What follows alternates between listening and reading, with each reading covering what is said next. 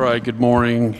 Today is September the 17th, 2025. It's 9 a.m. and we're going to open this budget work session this morning. So with that being said, we will start off with Tiffany, but she has stepped out of the room real quick. So give us just a minute and we'll get kicked off. Good morning, everyone.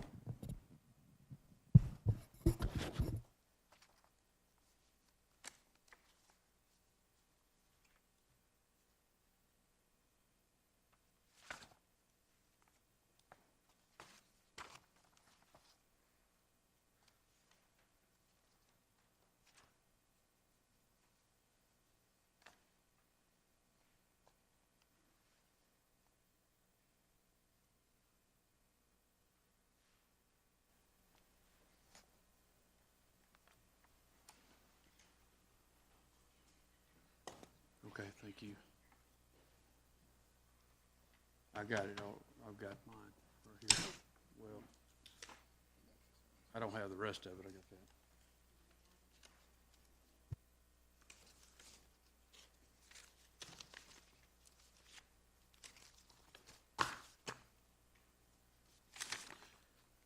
that. Okay, we've opened the meeting, and so Tiffany, I'll let you get started whenever you're ready.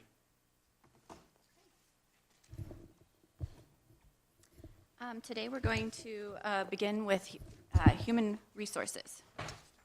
Okay.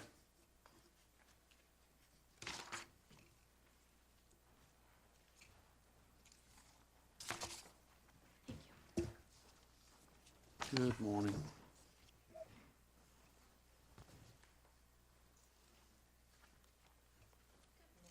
How are you? I'm good, and you? Good.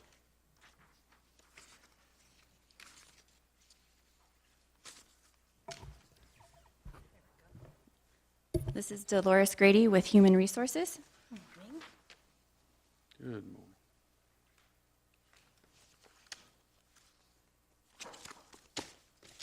Kick it off whenever you're ready. We're ready to go. We've already opened the meeting, so we're good. So I'll start with benefits for 2026. Okay. We're currently with CTSI, County Technical Services. We Pull have, it down if you don't mind. Oh. Your mic. You got to probably move it over to where you look. You almost got to put your mouth in that thing. I don't think I want to do that. Well, I know, but it's ridiculous. Is that better? That's much better. Okay, good. It's just so the recording can pick you up. Thank you. So as I was mentioning, we're currently with County Technical Services for our benefits. We have sent our information out to bid to 4 different brokers to see if we can get better rates. We're waiting for that information to come back. We're anticipating we should have that next week, where we can make a fully informed choice for 2026. But we did receive the numbers from CTSI. We anticipated a significant increase, and it actually came out at 6.65%, which was a pleasant surprise because we had thought it might be in the teens. So it is much lower than we thought. And the other good news, too, is that we changed rate bands. We were in rate band 3, we're now in rate band 2, which means our increase was actually only 4.65%. But by changing that rate band, what does that do? Does that It lowers. lowers It lowers it? your Does premiums. it lower the? It lowers the premiums, but Yes. does it lower the benefits for the employees? No, Okay. no, the benefits stay the same. It's what we pay that goes down, Okay. so which is a good thing. Yeah. It would have been 6.65. It Instead would it have was been 4.65. 6.5, yes. We also did see some increases for dental and vision. Dental increased by 8.5%, vision increased by 3.5%. Those are much lower premiums than medical insurance, than health insurance is, so they're not significant numbers. They're asking me to ask you to pull that mic a little closer. All right. There we Better? go. There you go. If you can Okay. hear yourself, you're good. Okay. All right.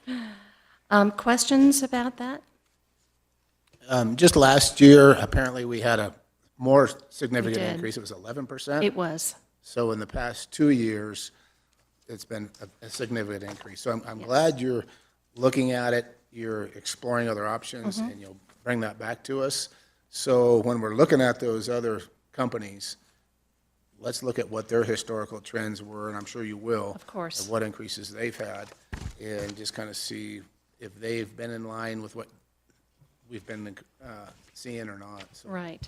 I mean, because what we don't want to do is essentially be seduced into changing and then find out they've given us a 1-year.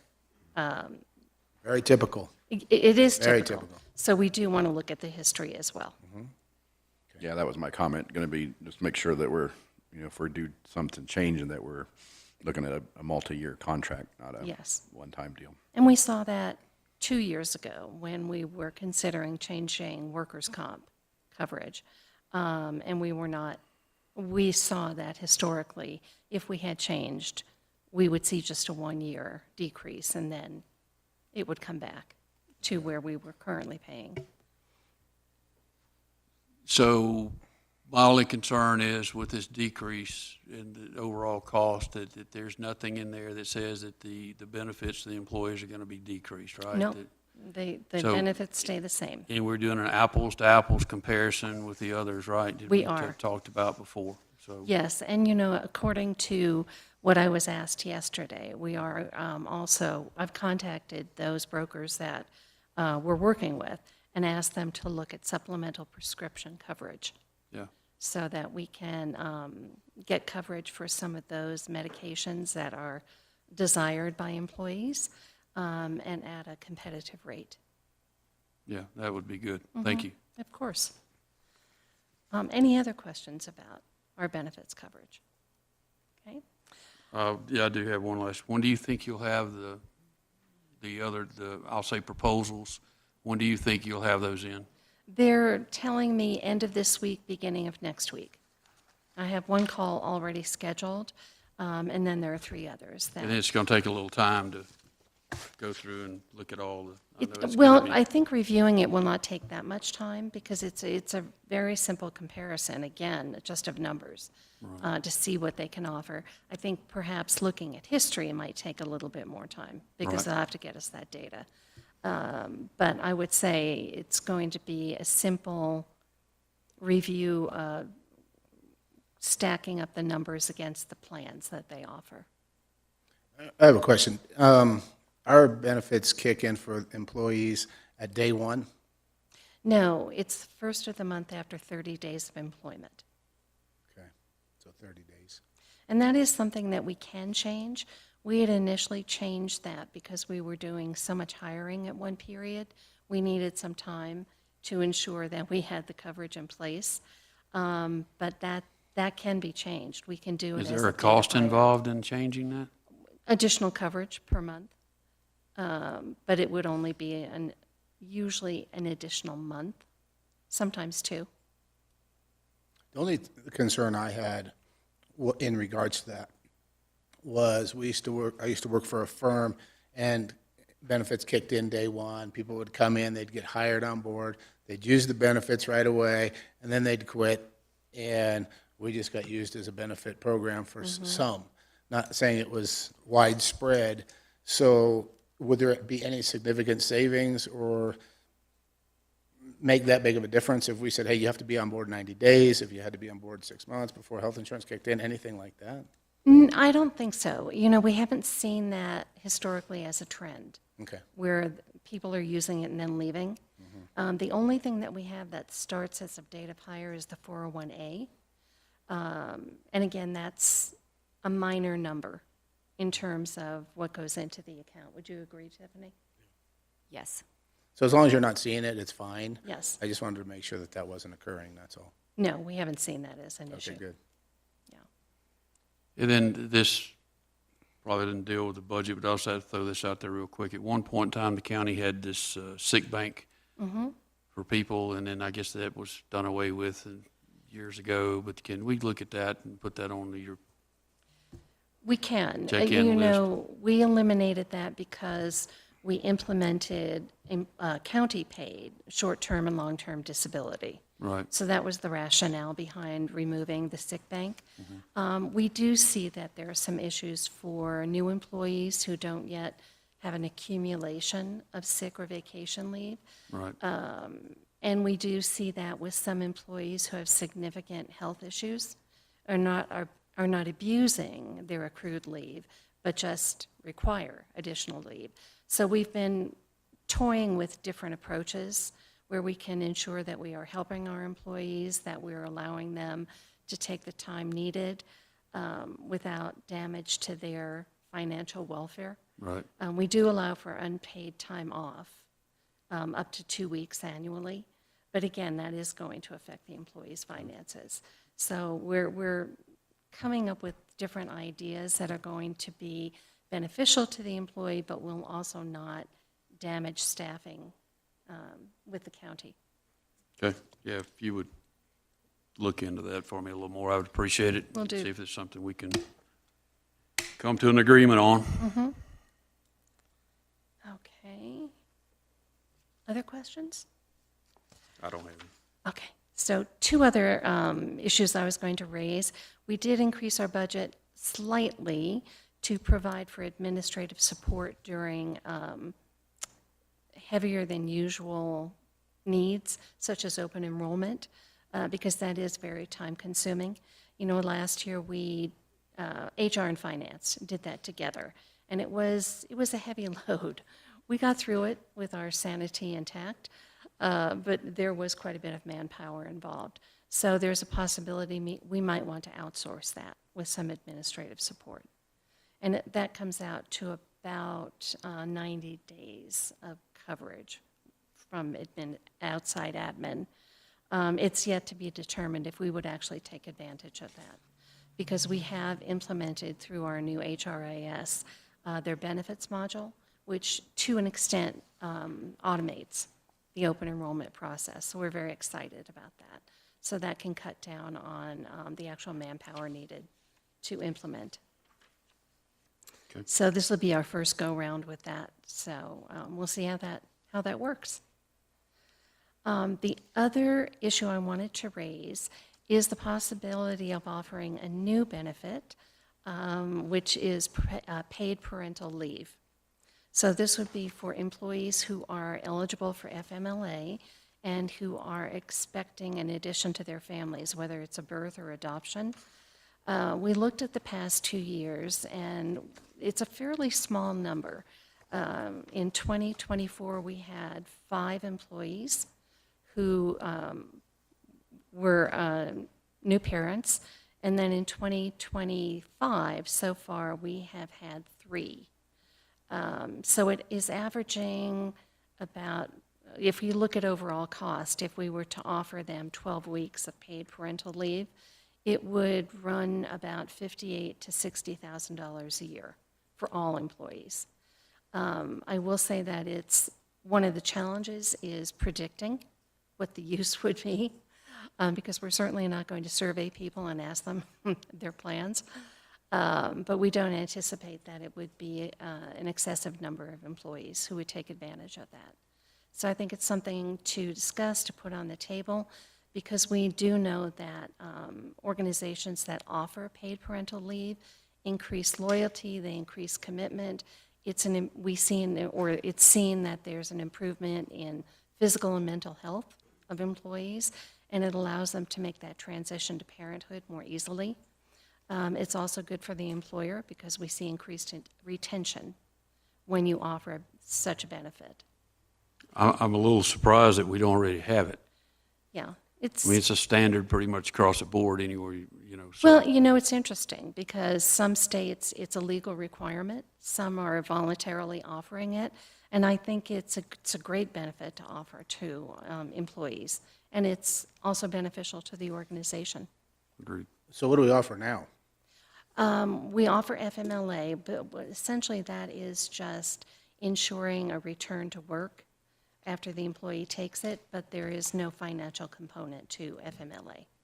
So not 30 days, not 4 weeks, not 6 weeks? No, they're simply allowed to take up to 12 weeks of leave, but it's unpaid. Unless they have vacation or sick time that Exactly. they can use. Yes. Gotcha.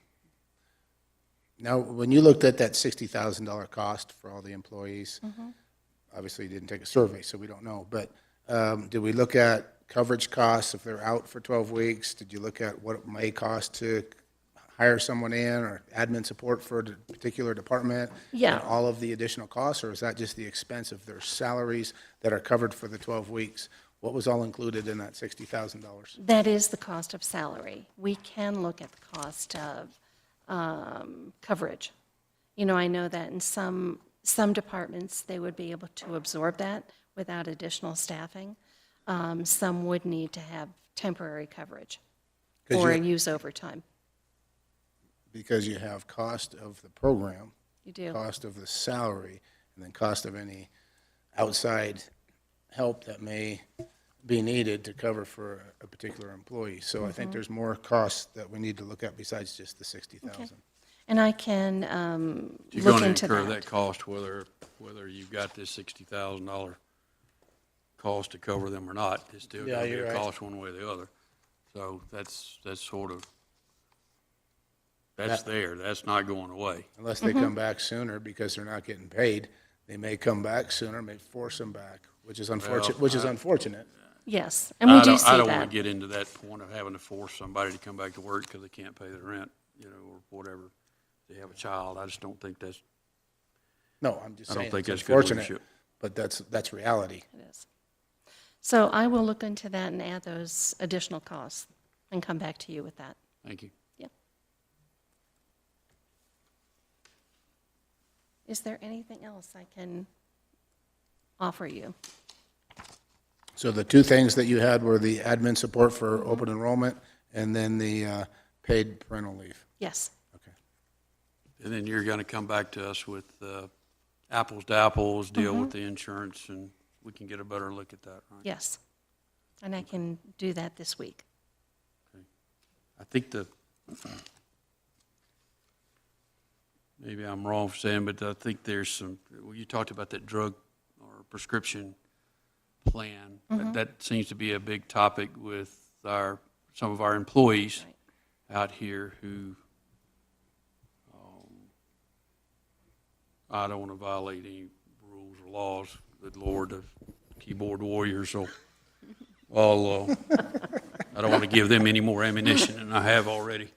But the point is we got some people out there who are required and by physicians to take certain medications, and they are very, very expensive. Yes. And anything we can do to help in that regard, I'd like to do that.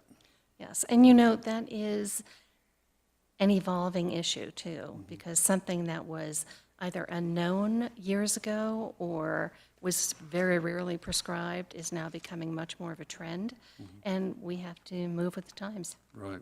Well, we want our employees to be healthy, so. I don't have any other comments or questions. Just to verify, your proposal on the paid parental leave is in your current budget, or it's not? It's not in the current budget. It's not, okay. Okay. Mr. Bug, do you have any other comments, sir? I do not. Thank you very much. You're All welcome. right, Commissioner Schroeder, do you have anything else, sir? All right, thank you. Thank you all. Hopefully this wasn't too painful. Not at all. Next, we have county admin, and Sean. Good morning. Morning.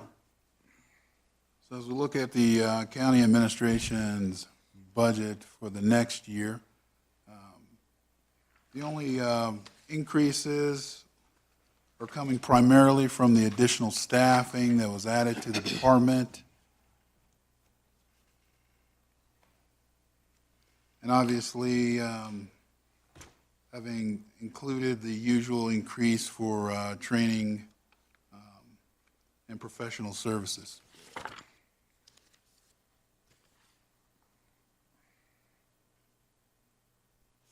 So the staffing I'm referring to that have been added would be the communications, public information officer position, and then the additional administrative staff. Okay. Any questions on that? I just, going forward for all of these budget worksheets for Tiffany, the salary and benefit line item, does it include the COLA and the merit raises in that number? Correct. So as of right now, it has just pulled over what was previously approved from last year, which is obviously up to discussion for you all, which was a 3% COLA and a 5% merit. That is already built into the budget, so any changes to that could obviously either increase or decrease that number. And we have budgeted an additional 15% currently for the health stipend, basically. That helps employees offset their medical costs for all of those different categories, because we have four or five different categories, and that does include a 15% increase. And so, more setting the table, we had that built in for the 3% COLA and the 5% merit, and we tried to instruct the various departments that it didn't mean everybody got the automatic 5%, that you had to be a pretty superstar to get the 5%. Have the different departments heeded that advice? Are we seeing that they're being judicious in how they assign that, or is it just still going flat 5%? There are definitely departments that are taking that into consideration and approving amounts for employees based on the level of their performance. Okay, that's good, because then we're budgeting at the highest amount possible, that there Yes. could be some savings through there. Correct. Thank you. There are no questions on the admin proposal, then we can discuss the commissioner's budget.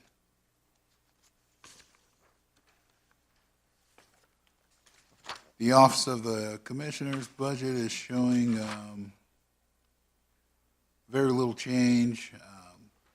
It stayed fairly flat. There are some increases for the daily operations and the professional services. Of course, if you'd like to change anything or add to that, please let us know while we're doing this budget season process.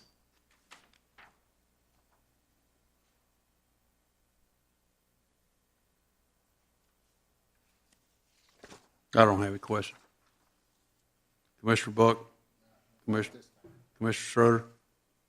Well, just a comment, as I was doing the math on these two, we've increased over the 25 budget to the 26 budget in these two line items over $400,000, $430,000.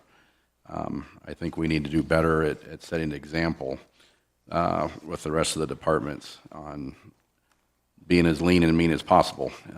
This is going to become an issue if we continue to just get whatever we want to on this floor and shortchange other departments. And so I think we definitely have to be cognizant and aware of that, that what we do on this floor is observed and needs to be taken into account as we're setting the example. So just a comment. All right, noted.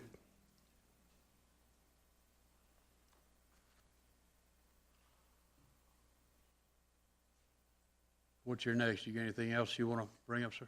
I have nothing else to discuss. If there's no other questions concerning the additional staffing, which is obviously the biggest increase to the administrative budget. Understood. Thank you. Tiffany, next. Next, we have Chris Bowman, Director of IT.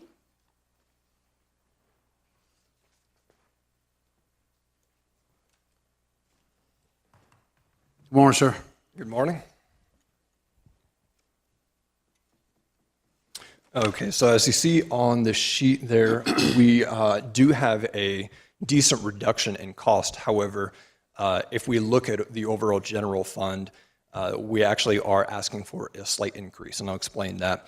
We have an expense that's about $143,000 that we are moving to the correct department over to the assessor office. That is moving away from IT. That should have been with the assessor office previously, and we are correcting that going to 2026. Once that is moved over, I believe that's a software expense. Tiffany, you can tell me, is that under the other services and change or charges? So, and I believe I already made that correction. I added it to the assessor's office already, so their budget is already showing that, but it should be under the other services and charges, yes, as a software cost. Okay. So with that being said, I want to kind of tell a story of some of the projects that we're looking at doing for 2026. Part of the big projects we're focusing on is upgrading a lot of our security cameras. A lot of our security cameras in the jail, I would say probably about 40 of them are end of life at the end of this year. And around the county, we have 81 of them in total that need to be replaced. That is a significant cost in both hardware and also our time. And then we have to purchase some additional licenses for that. We need to upgrade the old cradle points that are in a lot of the sheriff's office patrol vehicles. We have about 21 of those that need to be replaced. Again, another significant cost. We need to improve the AV equipment that runs these meetings and does the recording to YouTube. We're going to add a failover, so we have some redundancy in case any piece of equipment fails. We have a backup. We also want to implement a vulnerability scanner for all of our devices within the county. That way we know what vulnerabilities we have, how we can patch them, resolve them, and keep our environment as secure as possible. That is industry standard to have that, and at this point, we have minimal coverage and minimal understanding of our vulnerabilities, and we're going to be improving that with a heavy focus on that here in 2026. We're also going to be securing our network and working towards aligning ourselves with NIST standards. And if you're not familiar with NIST, that is the National Institute of Standards and Technology. It is a government agency that does set cybersecurity standards. That is a framework in reducing and minimizing your cybersecurity risk. And that is something that is critical, and we need to actually put forth not only effort, but also put funds towards. Because, if we go down, the county goes down. Right. And we also have to protect not only our own data, but we also have to protect our residents' data, the community data, and all the personal information related to that we have on file. We also want to improve our monitoring and be more proactive so that when things go down, we're aware of it ahead of time, we can start working on it, resolving it. And then we also need to purchase a cybersecurity awareness training, because right now our training is a bit informal and also it's rudimentary for our phishing tests and also just training additional staff. It's very basic. We definitely need to step that up and do additional training for all staff to protect the county. Across the board, studies show that your weakest point is not always your equipment. It's not always technology, although sometimes that can be. Our weakest point typically is the actual employees and the people using the devices that can make things most vulnerable. Right. So for the increased expenditures, because again, if you look at the 2026 budget, if you take that full number down from last year, from 2025, reduce that by about 143,000, that would be our, quote, stay flat number going to 2026. So some of the increased expenses that we've had actually for 2025 and going into 2026, we did hire one new system administrator that was not initially approved as part of the 2025 budget. That is a critical and key role. And also I'm requesting an additional help desk position, a third one. So if you look at the salary and benefits line, there is an increase of 25% from 2025. That 2026 number does include those two new positions. One, again, we've already hired. Does not include the one you're requesting. It does not include. My apologies on that. Yes. Does not include. But it does include the already hired position that we have at this point. Good. So also for 2025, we've hired 13 new positions within the county. So with those 13 new positions that have just been hired within the county in total, that is additional software, that's additional hardware, that's additional support that we have to make sure that we assist and maintain with all those employees to make sure that they're able to actually do their jobs.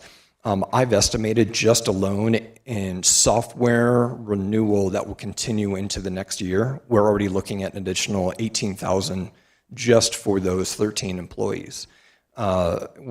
I would say it's probably anywhere from $1,200 to $1,500 in software costs as a base for every single new employee. That's a renewal every single year.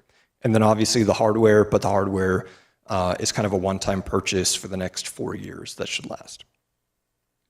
Additionally, we have added some servers for redundancy, and we had to increase our licensing to make sure that we're within compliance, make sure that we're within line so we don't get penalized, and that's in accordance with what Microsoft and what some of the others vendor require for doing additional licensing to cover those additional redundant servers.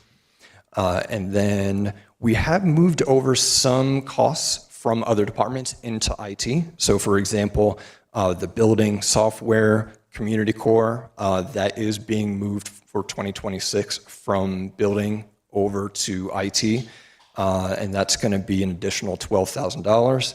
And then we're also moving over in 2026 the Cradle Point renewal, which is the patrol for the sheriff's office. We're moving that renewal again from the sheriff's office over to IT. So even though we removed about $143,000 from ITs, we did move some over, and obviously those were accounted for and budgeted within just the general fund. We are still finding ways to reduce expenses. For example, the building software, community core, we're able to put more towards that and remove another redundant software, saving about $18,000 to $20,000 in 2026. And then we're also looking at, now this is not guaranteed, but the election government grant, I believe that's for the state for cybersecurity programs, so we can possibly receive some refund on that. But again, I'm not accounting for that. Just keep that in the back of your mind. We are applying for active grants at this point. So for the new position that's not accounted for in this, it is going to be for a third help desk position. We have 2 help desk at this current point. However, with the increased responsibilities of running these public meetings, running the AV equipment, for example, the meeting that we're in right now, and also we had planning meetings last night. So for example, our help desk technician that's running this meeting, he was here last night till about 10:15 running that meeting. Calculated time for how much time they put into not only running the meetings, managing the meetings, setting up, tear down, uploading, editing videos, and so on. We're estimating actually about 45% of the time is unavailable to do other help desk technician tasks within the standard business hours. I mean, that's a significant amount that is unavailable. And in order to supplement, what we're having to do is we're having to take higher paid system administrators and also my time to do tasks that someone that is of a lower skill level is capable of doing. And so it's not the best use of the higher expertise time and the higher positions time. Another benefit, though, of the AV equipment that we're running now with the dedicated person, we have freed up a lot of time from both the planning department and also the recording department. They don't have to have a dedicated individual to run the AV equipment, so it is kind of a trade-off where we're freeing up their time, but we are using more of our time on that. With the third help desk position, that would actually allow us to, again, focus as much time as we need to support others within the county on a day-to-day basis for troubleshooting, setting up new employees, just managing the equipment, and allowing the higher paid and the higher end system administrators to focus on doing their jobs and their projects. If we do not receive this third help desk position, we're not going to be able to do a lot of the projects that we were wanting to do. We may even have to supplement with more expensive software that maybe doesn't require as much expertise, but we're just shifting, again, the funds to still purchasing the software as opposed to using our in-house expertise that we already have to be able to implement maybe an easier open source or cheaper solution that just requires the expertise. Also, just as a reminder, with the help desk position, it's not just supporting county staff. We do support other staff that is related to the county, but not necessarily direct county employees, such as DMV. We support the human services, others detentions, like detentions nurses, the district attorney's office staff, the court staff, CSU extension staff, the county fair, election judges. I mean, there's a lot of other staff that we do support outside of just the standard employees. So I just want to reiterate the understanding of how complex our jobs for supporting and why we do need this additional position for that.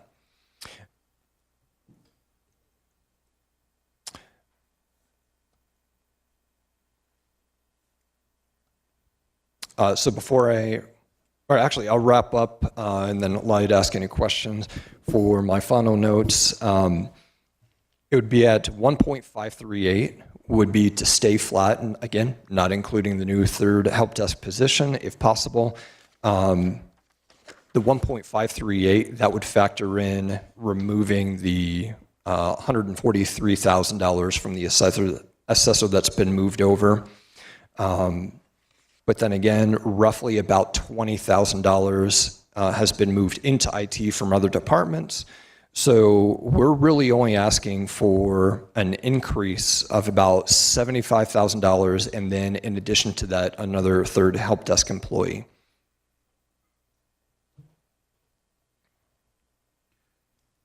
And that's with all those projects as well. That includes the increase in $75,000. So I'm sorry, go ahead. No, I was saying, I certainly agree with you on the third help desk employee. That's obviously, you guys got a lot of work, and we got a lot of work coming.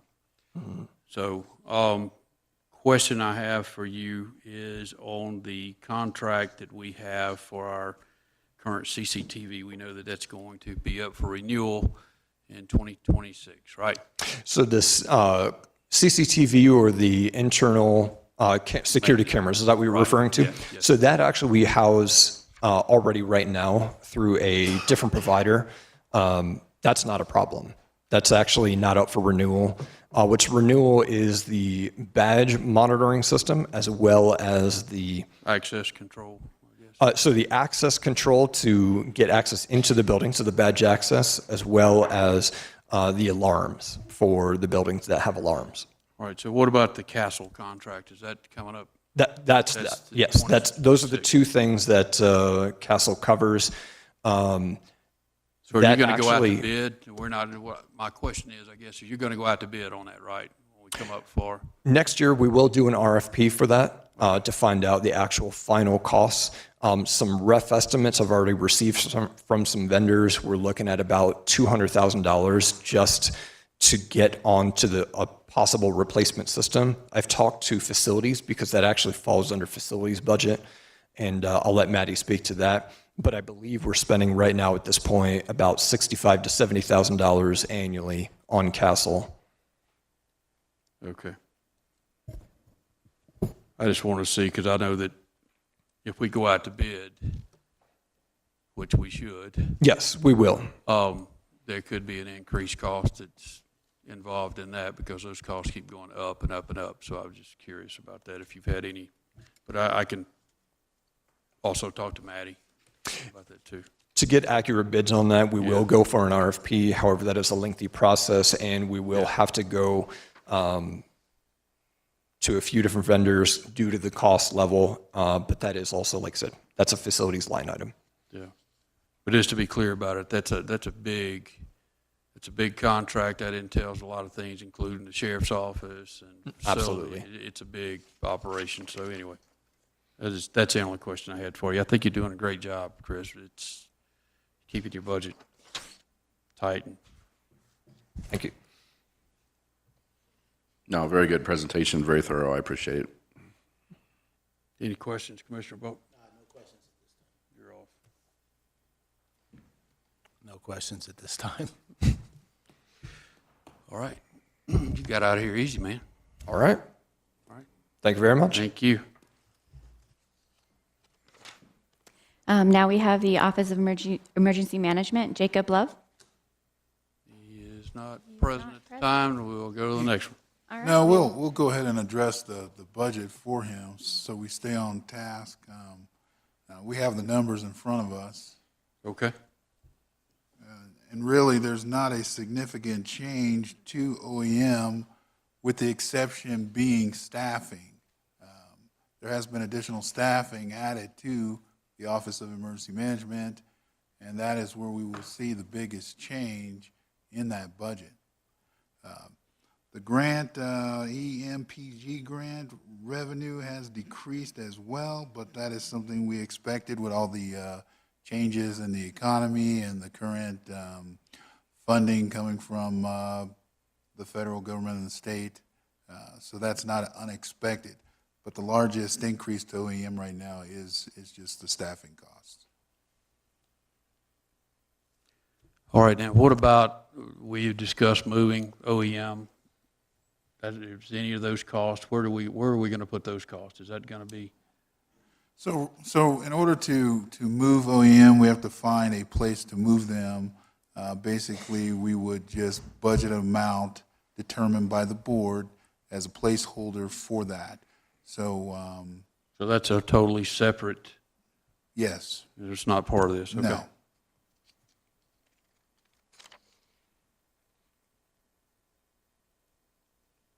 All right, Commissioner Buck, you have any questions? Just one comment.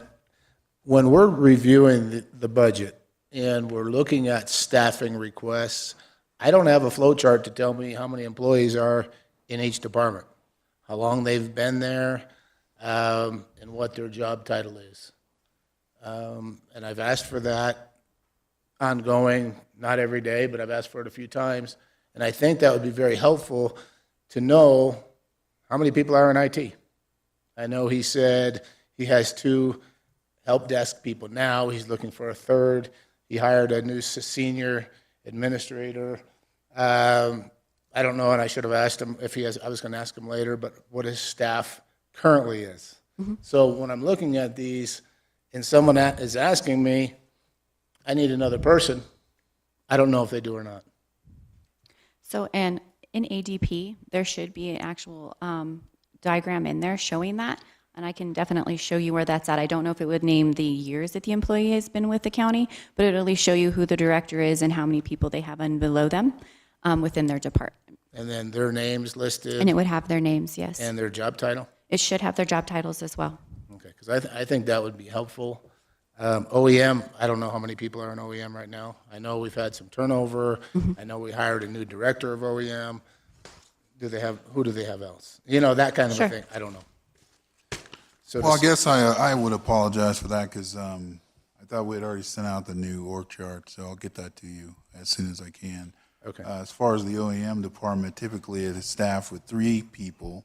So the OEM director, the assistant OEM director or deputy director, and then there's usually a specialist in that spot. So during this year, we've increased that staffing because now you have an additional person as a specialist who's moved over there, and then you also have a contracted OEM specialist. So you have 5 people right now versus the normal 3. The contract itself, those things will expire 3-6 months, and those types of relationships you can end anytime if you so choose to.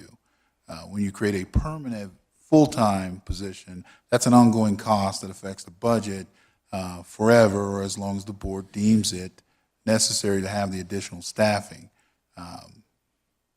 which is why I try to update you all weekly on this stuff. So I apologize if I wasn't clear enough on the changes, but I will make sure I'm clear moving forward.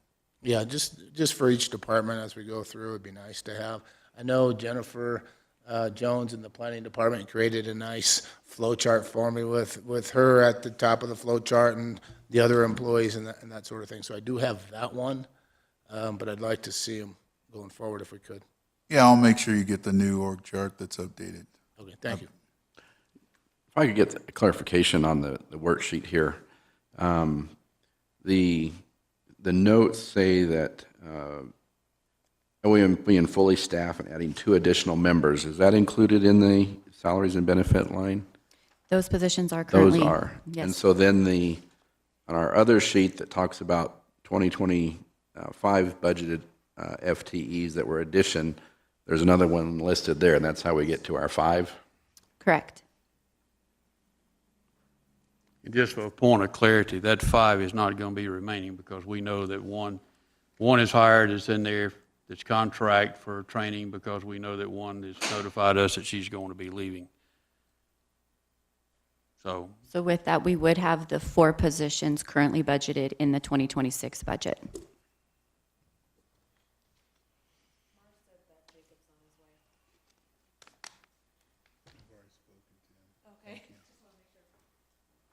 Commissioner McDaniel, could you repeat that, please? I didn't catch that. All right, so right now you've got 5, and the reason you have 5 is one's under contract. It's undergoing training in the OEM position to fill a soon-to-be vacant position.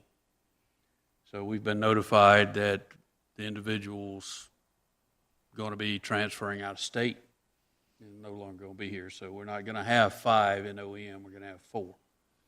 So we posted for that position and interviewed for it to fill that, the contract Well, it's a position. contract position right now. Come in, morning. So it was not posted, it was just filled. It was a transfer out, yeah, it was transferred from a different position here. The contract was? Yes. Is that correct? Am I being correct? The contracted position originally was moved over, yes. Okay.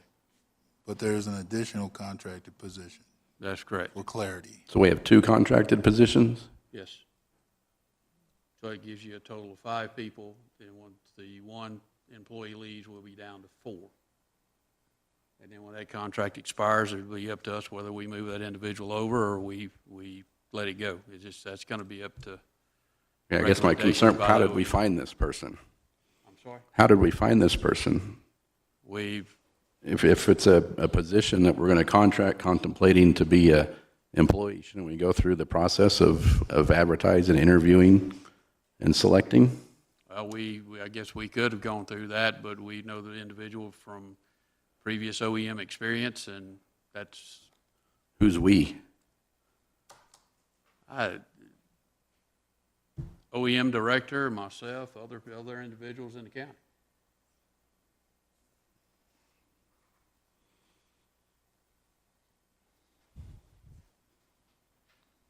Good morning, sir. Thank you for being here. So we've discussed a little bit about your budget so far, and then we're talking about the contract employees, and we're talking about having a separate, I guess you're saying a separate budget for moving OEM, or if we move OEM. I don't even know that we are at this point, but So basically, we had looked at moving or finding a additional office space for the OEM department, as the board had given me direction, permission to start looking. We had found some opportunities, but those opportunities have fallen through. Those places are no longer available. So basically, if the board decides it wants to continue looking for a new location for OEM, I will need the board to tell me that I am supposed to continue searching for that property, and I will do that. But right now, we do not have any future planned location for OEM. So if we want to continue looking, that's fine. As we know, office space is hard to find in the county. But once we find that, then the board will have to approve the location. all right, and just for clarity purposes, the reason why we want to move to OEM is why? Or I'll let you answer that.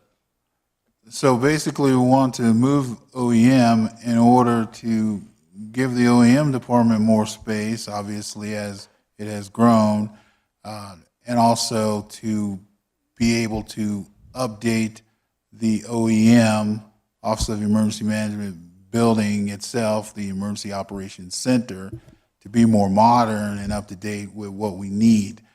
The county in the past has operated under a virtual OEM, which quite frankly, emergency responders need to be present in the county during the emergency, as opposed to relying on virtual technology, in my opinion, since you asked. The other opportunity, obviously, in moving OEM and giving them new office space is that the current space occupied by OEM, which is in the jail, would then be turned over to the sheriff's office for their utilization. And after walking through that facility, and if you need a reminder of how much space they need, just walk through the building and you will see that the sheriff's office does need more office space. And would you agree that it's going to be cheaper for the county to move OEM versus expanding the sheriff's office over there, adding on to the building? I think that's something we're still looking at right now, and that's why the sheriff's office has proposed the evidence building. But obviously, for the quickest, most immediate opportunity of giving them more space, it would be to move the OEM personnel that are in there right now. Can we find something that is cost effective? Certainly. It is certainly cheaper to lease something that's already been built and is out there for lease than it would be to build from the ground up and add that additional issue to the budget. I think certainly leasing is cheaper, yes.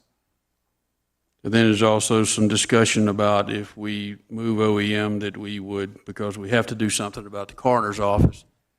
We know that that's coming up fast.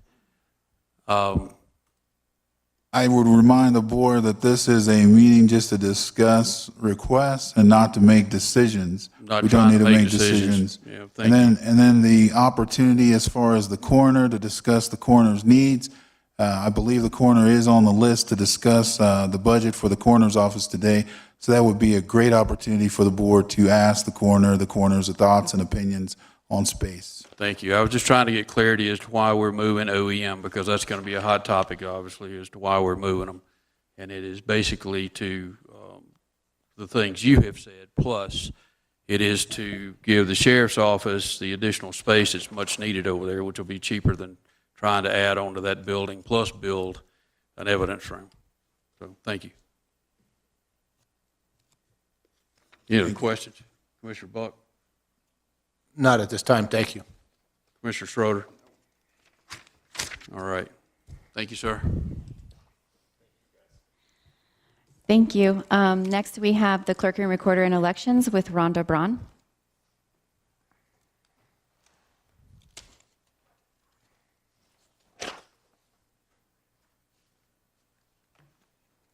Good morning. How are you?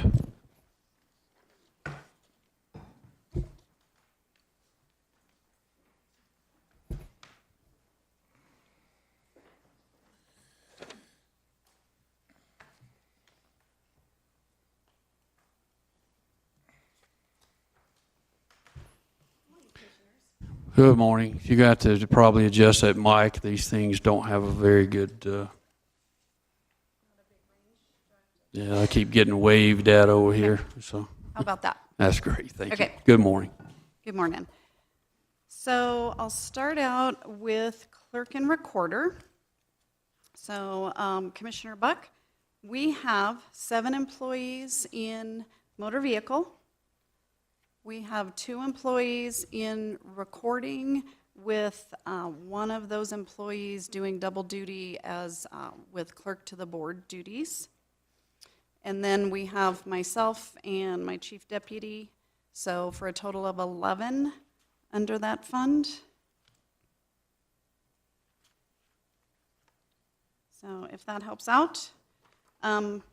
We are looking to add a new position in motor vehicle, just to keep up with the volume. We have, in 2024, we had 42,875 transactions. 2025, we're on track for that. We're at 31,275 through now. We deposit into the general fund with motor vehicle about 60,000 a month, more or less. So about 720,000 a year just from the motor vehicle. In the recording department, our recordings July 1st were increased to a flat fee of $43. And at this point, it's been a $5,000 to $6,000 increase in revenue per month. But obviously, we don't have a lot of data on that. The recordings in general are down. So, but the fees are up. So At this point, it looks like we'll have an increased revenue for recording. And with our new employee in motor vehicle, just keeping up with all the legislative changes and all the transactions. And we have a brand-new system rolling out in February. So that's going to be extra training. We have one employee right now just working on getting trained and going through learning all of that because it's going to be a complete new system. So we will hopefully be able to have one of those employees jump up to lead motor vehicle, and that'll be helpful and take some of it off of Ashley, who is our motor vehicle manager. So that's pretty much what I have for clerk and recorder, unless I forgot something. We do have, and I have these if it would be helpful for you, but it is what we take in through online, through our office, and TPT is third-party transactions that are done at the dealership. They now have the ability to register the cars and do the temp tags. So it would give you what we... So this one is the number of registrations in the county, and then that's month to month what the business total that your motor vehicle ladies do, which is pretty incredible. Good information, thank you. You're welcome.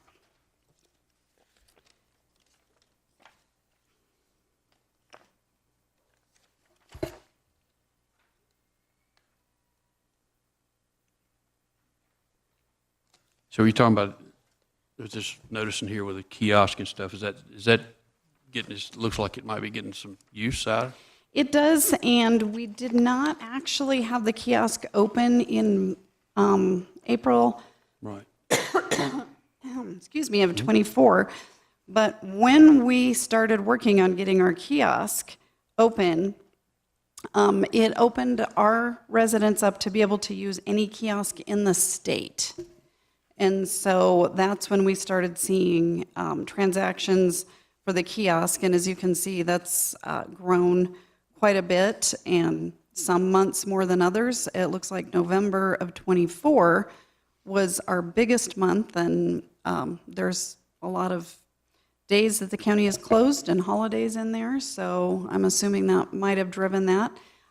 They don't have, unfortunately, the breakdown right now of how many transactions we have at our Elizabeth kiosk, which I find kind of interesting because they put a minimum transactions that we had to hit in order to keep the kiosk, but they don't track how many are just from that kiosk. So I thought that was kind of funny, but yeah. So there's, yes, the kiosk has been a big service to our citizens, kept a little bit of foot traffic out of our office, and it's a great thing to have. Great job getting that put in out there. A lot of hard work on your part, and I appreciate it. It was a long process, thank Yes, it you. was.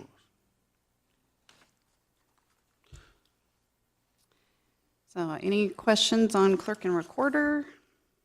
Mr. Schroeder? Yeah, well, it's probably more for Tiffany than Rhonda.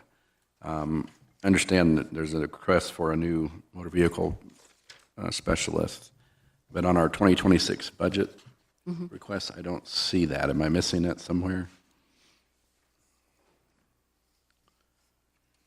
Oh, I apologize, I did miss that one.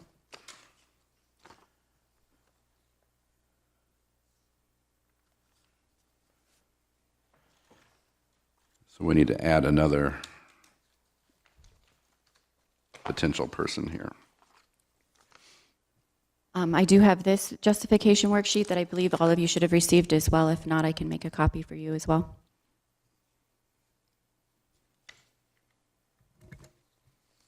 What roughly is that salary, does that say on that? I don't have that. With benefits and everything else, we're looking close to $69,000. Thank you. And I know Chris talked about the IT equipment, so that they do provide support for us, and we're super appreciative, but motor vehicle is all state equipment, so it would be a little less on the equipment side, but we do appreciate, they can't do a lot, but at least they're there to support us if we need anything with the motor vehicle IT and help us translate if we need to call the state.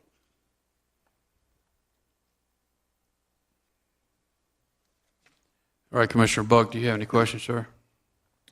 Just in relation to the kiosk, you said it is reducing some foot traffic. So I just wanted to ask if it's reducing foot traffic, but we're asking for additional staff. So does that help offset the need for staff, or with the kiosk, you're still noticing an increase in foot traffic? Hence It's not all foot traffic that we take care of. We generally get a packet, sometimes this tall, every single day of title work that comes in and has to be processed. And right now, I'm offering overtime for our staff because we have 2.5 drawers full of title work that still needs to be processed. Is that common that you're having quite a bit of overtime throughout the year, or is that seasonal or cyclical? It depends on how, we've had a lot of different circumstances this year. We had a couple of employees that were in severe car accidents and had some time off. We do have the one employee that is taking a lot of time to do the training for the new system, and we don't have the time to go back and do the paperwork in the back because the employees that are there are helping the citizens that are there in person and through the drive-through. The drive-through is also a huge benefit for us, so that helps out a lot. And the kiosk is basically just renewals, correct? Yes. So I don't know what the average is now, but renewals, if they ran 150 a month average, which I've been out of it for a few years now, so I suppose that average may even have gone up. It's about 226, 230 transactions at the kiosks around the state as opposed to foot traffic. So compared to the total number of foot traffic, it is helping, but it's not all the way. Offsetting, and also many of those people may have, a lot of our renewals are either through the mail or online. And so all those people, it's not necessarily somebody that would have taken a trip to the office because they might have been doing it online I do mine. before. I do mine online. Yeah, so it just is more convenient. They can get it right then, but it may not be replacing everybody that would come into the office. Yeah. I think you also have to take into consideration that you've got older community, and they are not going to be wanting to use the computers or maybe kiosks, so we don't want to shortchange that, and we need to keep that in mind as we move forward. So, Yep, and one of the big things also is the state in the last few years has really, really upped the training requirements. And it's a very, very technical job anyway, and they have really shot up the training requirements. So like right now, we have an opening, and we can't just hire somebody. If we hire somebody today, it's going to be 6 weeks, 2 months before they can be on the front line. So it takes quite a bit to get there. It's not a job for everybody. These guys are 7:30 to 5 o'clock in front of customers, minus their breaks. And so a lot of the bigger counties have actually gone to appointment only, and it's for that reason that they can't they can't staff it well enough, and they have rooms full of people in the back room just doing training for weeks and weeks. okay, thank you. Commissioner Buck, you have any other questions, sir? Not at this time. All right, Commissioner Schroeder. All right. Okay, move on to elections. And I wanted to bring your attention to where it has the minus 4% on the revenues for elections. Got it. So I think what happened, and apologies to Tiffany, so I didn't see this earlier. So we, in the past, have put all the deposits into one account, an elections account. And then a while back, Tiffany said, why aren't you putting the reimbursement from the Secretary of State in the correct account? And so we didn't know about that, started doing that.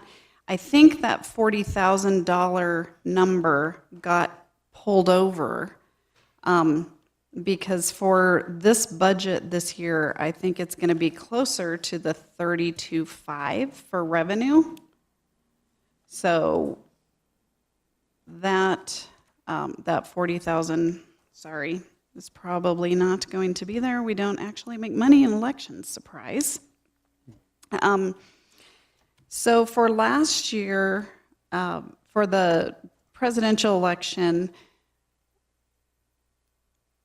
back up just a little bit, the legislature made a change a year ago, and this year will be the first year, next year will be the first year that it goes into effect for a primary, that they will reimburse us 45% of reimbursable expenses for all elections that have state content.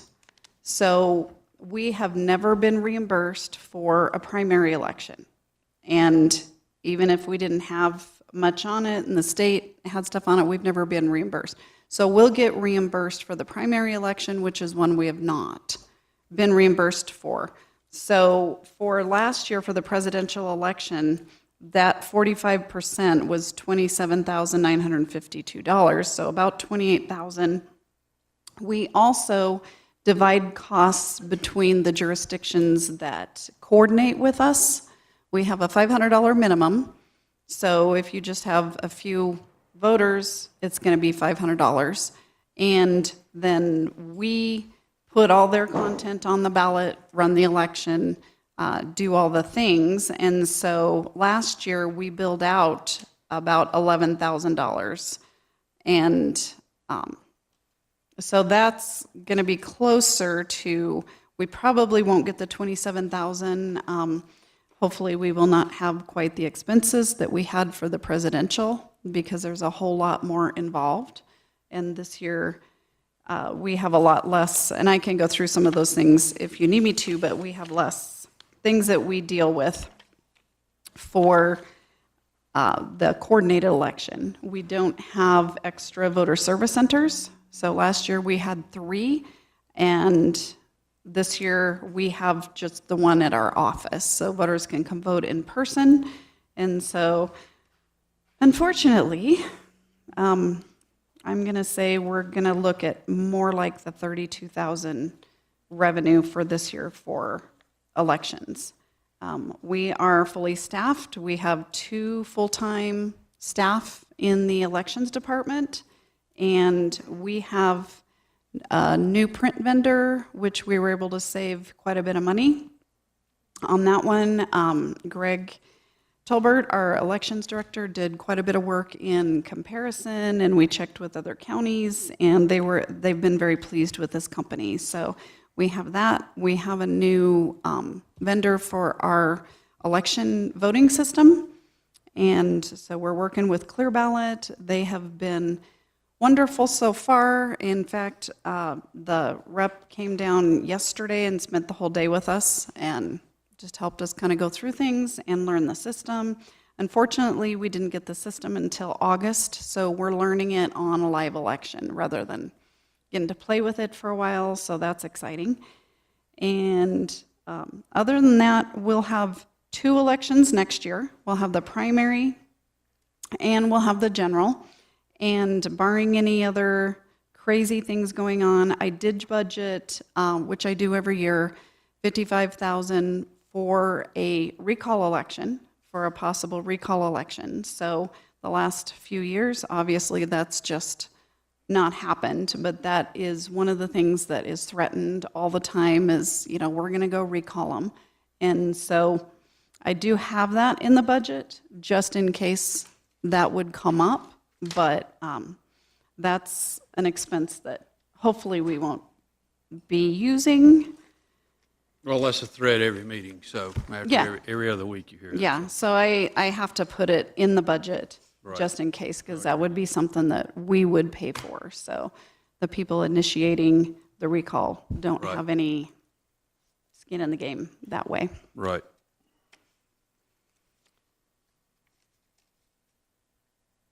Okay, Commissioner Schroeder, sir. Question on the budget line item for salaries and benefits between 25 and 26 is flat. And I think that has to do with, you guys had some changeover this year. Your head lead did change, and then you had one change below that as well. And I think they came in at different rates, which caused the budget numbers to stay flat. Okay, that's what I suspected, but I was curious. Thank you. So so I've got clarity here, so on this 26 budget number here, we want to add 69K to that for the additional person, is that correct? This is election, so the Okay, additional that's right. I'm person is sorry. going to be That's- yeah. in That's the motor vehicle. Yeah, so. got it. Yep. Got it. All right. No other questions, we'll move on. Nope. Okay. All right. Well, and I want to thank Corey for putting stuff together for me also. He's done a fabulous job, and it's been great having a deputy, and I think Sean was instrumental in getting that to happen, so thank you. Yeah, you're welcome. Thank you for all you're doing. And I do just want to put in a plug for facilities. So there's a lot of stuff that needs done in our building, and we are the most public-facing in the county, and yeah, it's not good over there. So invite you to come and look, and nothing against Maddie. They've done a great job, but they get pulled away all the time and are not able to do what we need to have done over there. So I assume you spoke with him, and he's going to present that with us when he We've speaks? talked, yeah. Okay, good. Yeah. He's got it. I got to tell you, it needs some TLC over there. I mean, everything from painting to carpet needs to be addressed because it's Yes, run down. yes. And I'll take a tour. Yeah, Yep, well, absolutely. I would recommend it because it needs some TLC. Our door is open anytime, and just yesterday with a big storm that we had, for some reason, there's water coming in one of my election rooms in the basement, and it's somehow coming down the wall and under the wall.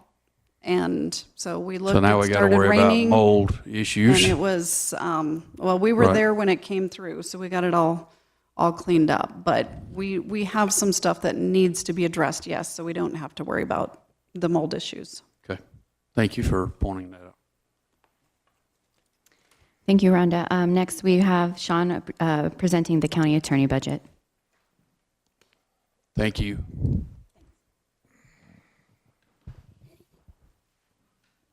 All right, if you look at the county attorney budget, we've seen some obvious changes, as the largest change being that the county attorney budget is contracted services now versus the FTE that we used to have in the past. Overall, the budget is slightly increasing, but I would also advise the board to add extra to this budget due to upcoming litigation that you're already aware of. Those legal fees, we probably need to make sure we add to the attorney's budget to make sure we've added additional funds to cover upcoming litigation.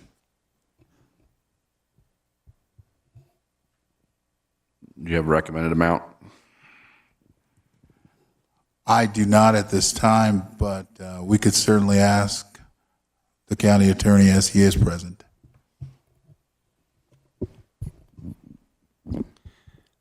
Commissioners, I'm guessing a little bit, but I'll give you my thoughts. So the biggest issue going on for which we need outside help right now is the Excel litigation.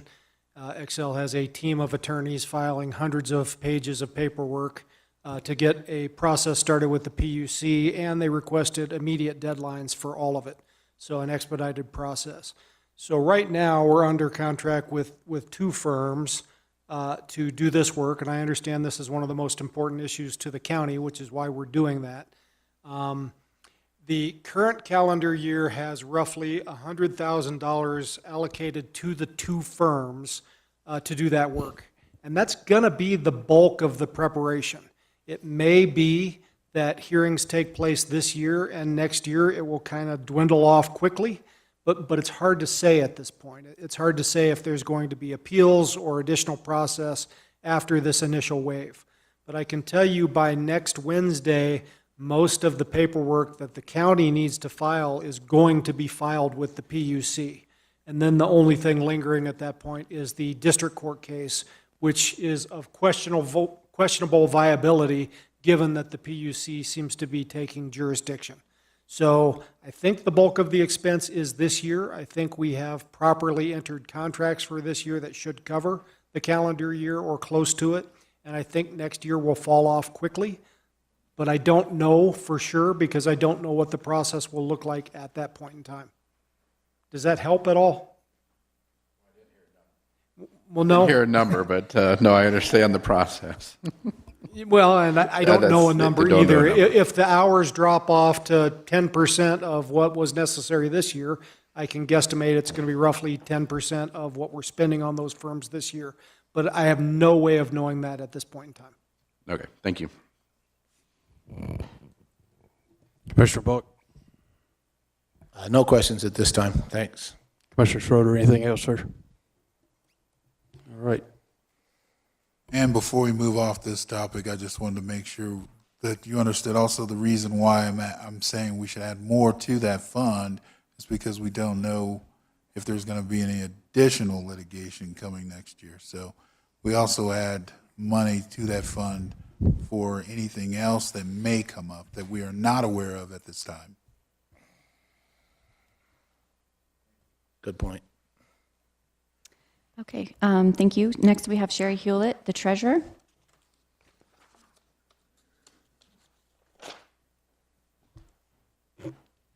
Good morning.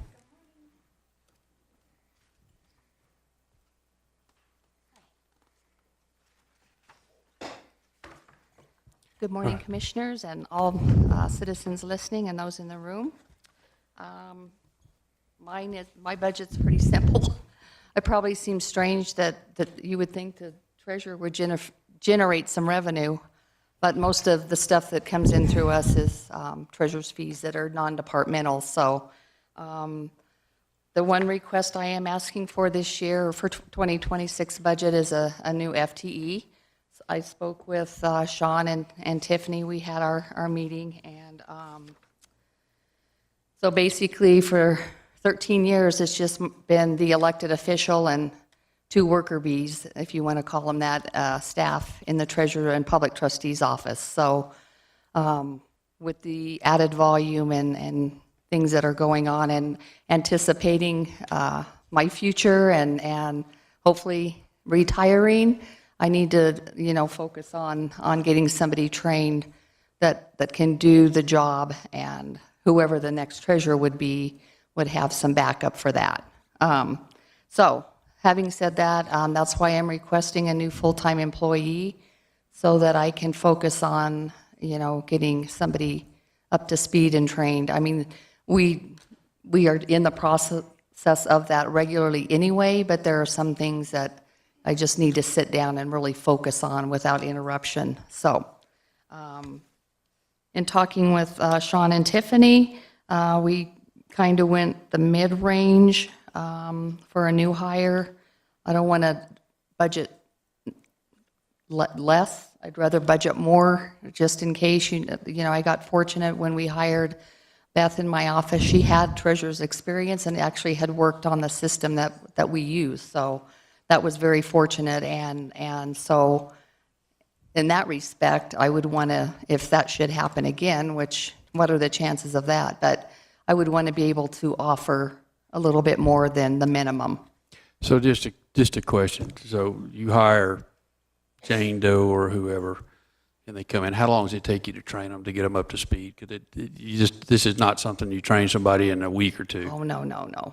Because we're training for treasurer and public trustee, I mean, to really get a full scope of how things work in the treasurer's office, it's really a year to a year and a half, maybe even 2 years for them to finally understand and Yeah, I just wanted to point that retain, out. understand This what's- is not just a simple, get somebody 6 weeks of training and cut them loose. It's Correct. It's a long process. Plus, on the public trustee side, it's different than the treasurer because not everything happens in succession. Right. So we have processes that happen through the foreclosure process, but they're not every file is in order. So we could have when we start the process, we do our mailings, we do our advertising, then it's withdrawn.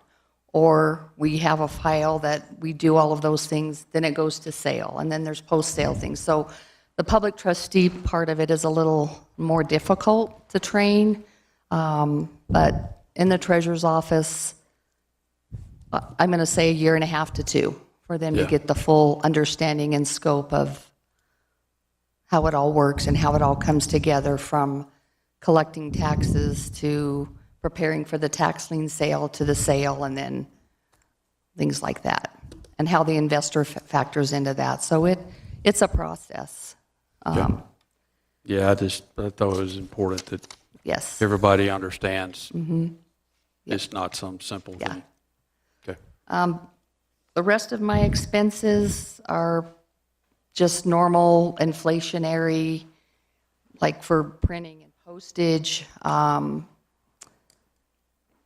I anticipate when I mail out the tax notices the first part of 2026, I'm probably going to have 2 inserts this year, because with all the exemption information, that takes up a full 11 by 14 page. I can't get all that on the back of my notice because I have things that I need on there too.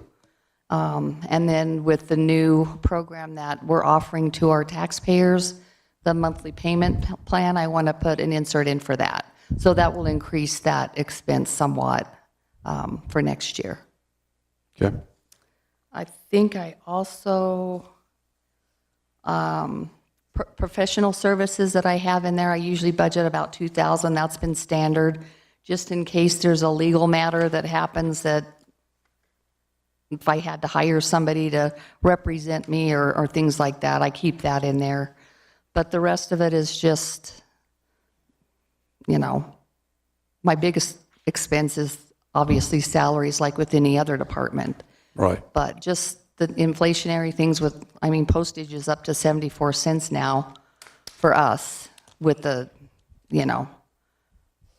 metered mail. So I'm sure it'll go up. It's probably going to be close to $1 next year is my guess. I don't know. So, you just kind of have to guesstimate on those things. So that's basically it for me. I'm not requesting a whole lot other than the full-time employee. So it's been a while since we've added additional staff. So I think I want to leave and make sure everybody feels comfortable and knows what's going on. Obviously, there will be some things that the new treasurer will have to figure out and things like that. But the main stuff that we need to get done, I want to make sure that somebody's up to snuff on that. And they do a great job. When I'm gone to conferences and things like that, my staff does an amazing job. So I don't ever worry about when I'm gone. It's just there are some things that I need to start more in-depth training. Right. So I think it went up, my increase is 8% for 26. So. It's actually pretty good, honestly. So I think, Tiffany, I think we decided, 60,000 for the new FTE? Actually, the information I presented to the commissioners, I did go with that higher one, just to give you that space. Okay. With benefits and everything else, it came out to about 82,000. Okay, perfect. Thank you. Commissioner Schroeder, sir, do you have any questions? No, that addressed the question I had, but just to comment on what Sherry was saying, many of these different departments have events that only happen one time a year, or maybe one time every 2 years. And so to have someone who can learn those in 30 days, it's just not going to happen until you experience it. So I appreciate the comment. Fully up to speed. Yes, thank you. Commissioner Buck? No comment at this time. Thank All you. right, thank you. Okay, Yeah, thank See you. you later. Thank you, Sherry. Now we have Susan, the assessor.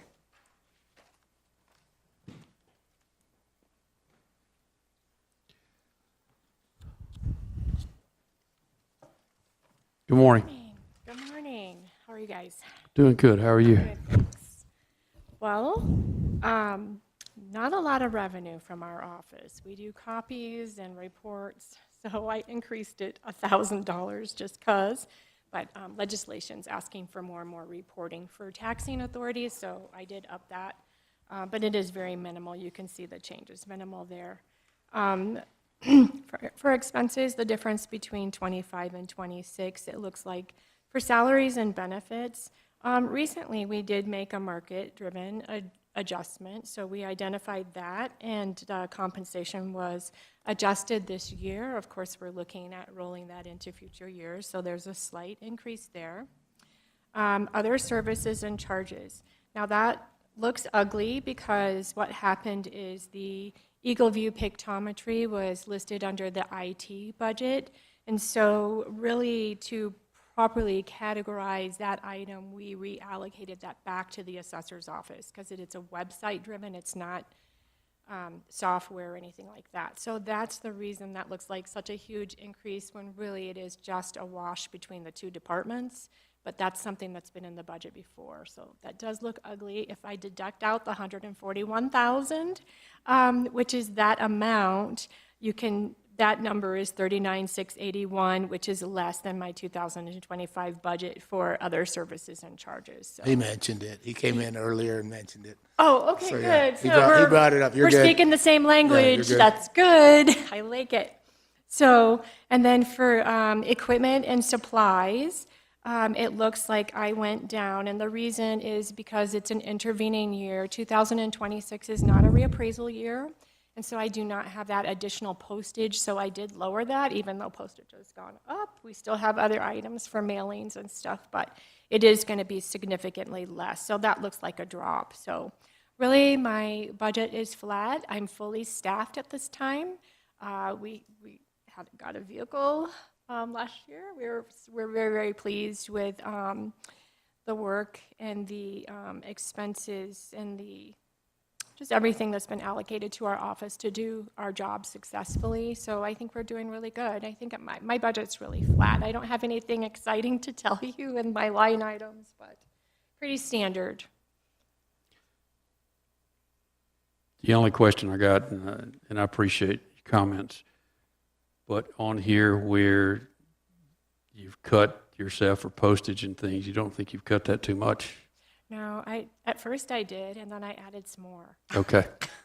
But no, it is significant because our postage for reappraisal is for over 17,000 parcels.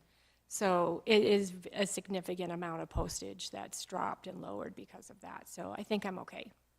I was just know. concerned, it shows like you cut it 98%. That's huge. Yeah. But anyway, I just wanted to, that's the only question I had. No, I appreciate that. Nope, I think I'm good. All right. Yeah. Okay. Commissioner Schroeder, sir? No. Commissioner Buck? Nope, not at this time. Okay, thank Perfect. you guys. That was All easy, right. huh? Have a good rest All of your right, you day. too. Thank you. Thank you, Susan. Next, we'll have Facilities Manager Maddie Bond.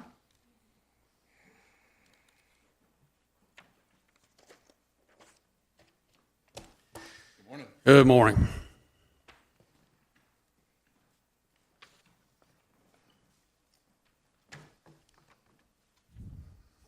All right, as far as employees are concerned, Mike Buck asked, normally we have 10 employees in facilities, including myself, an admin person, maintenance tech 2, we have 2 of those, maintenance tech 1, 3 of those, and 2 janitors. I am going to be asking for an FTE. As far as, What position would that FTE be for? it'll be maintenance tech 1, an entry-level position. Okay. Then as far as the budgets are concerned for each building, they're fairly similar to last year. The fairgrounds goes up 19%. That's due to inflation, and I need some new lawn maintenance equipment.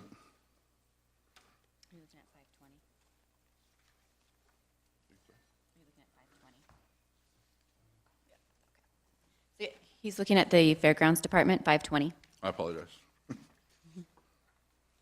No problem, man. There's a lot of stuff. Look at that. Thank you.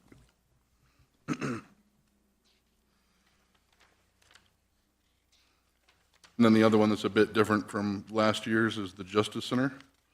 It's actually down 4%, and that was due to a major overestimation on utilities last year. Let's go ahead and discuss 520 a little bit more. Oh. Because I know there was some equipment that you were wanting to, in which Ethan will also bring up as well for the fleet. But he has some equipment that he is needing as well.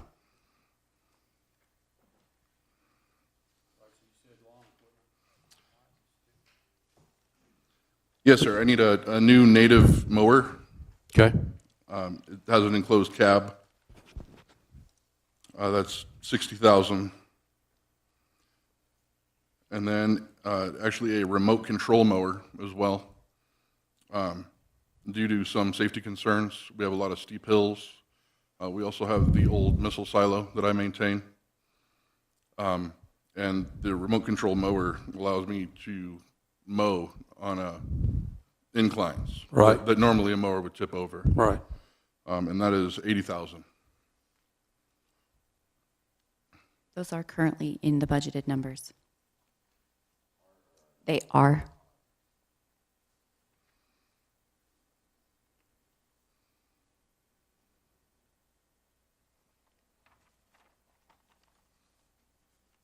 And what was the fund number on that? I'm sorry, what was your question, sir? The fund number on that? 520. The department is 520, so it'll be general fund. Well, okay, that's why I was looking for the 520. I don't see a 520 in my book. Sorry, they should be numerical order. And I do have it up on the screen as well.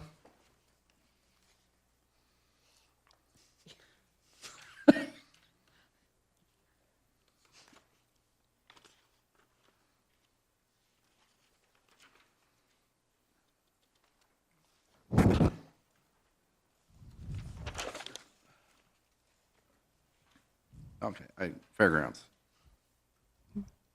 Okay, I do have it. All right.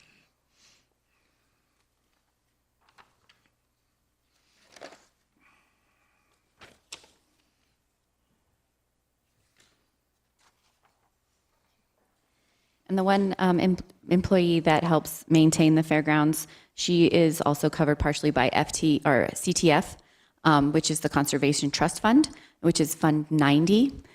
So we get reimbursed basically for part of her salaries and benefits from that. Is that going to continue? Yes. Okay, on the 520 now, on the notes, it talks about 2 new stages on each building. Is that included in the budget, or is that still a proposal? I believe that's included. It's included? Yes, sir. Okay. And the crow's nest as well? Crow's Nest will be a capital project. And the crow's nest, we could use that out of CTF as well, which is Fund 90, because it would be improvements to the fairgrounds, which that fund is specifically for that. So that's another thing we can keep in mind.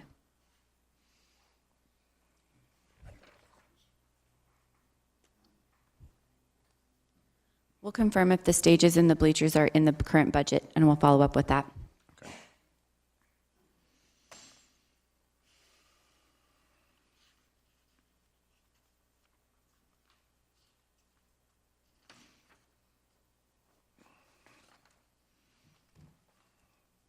All right, Commissioner Buck. I would just like to discuss a little bit about some of the projects that you want to work on and budget for going forward. The clerk and recorder mentioned some of the maintenance and deferred maintenance up at the building there, and I know you've been working here to, get this building in order. Can we talk about a couple of those projects and the associated expenses? For the SEB specifically, Well, I mean, and right here, I just have repairs and maintenance budgeted for facilities expenses, $124,000. that is,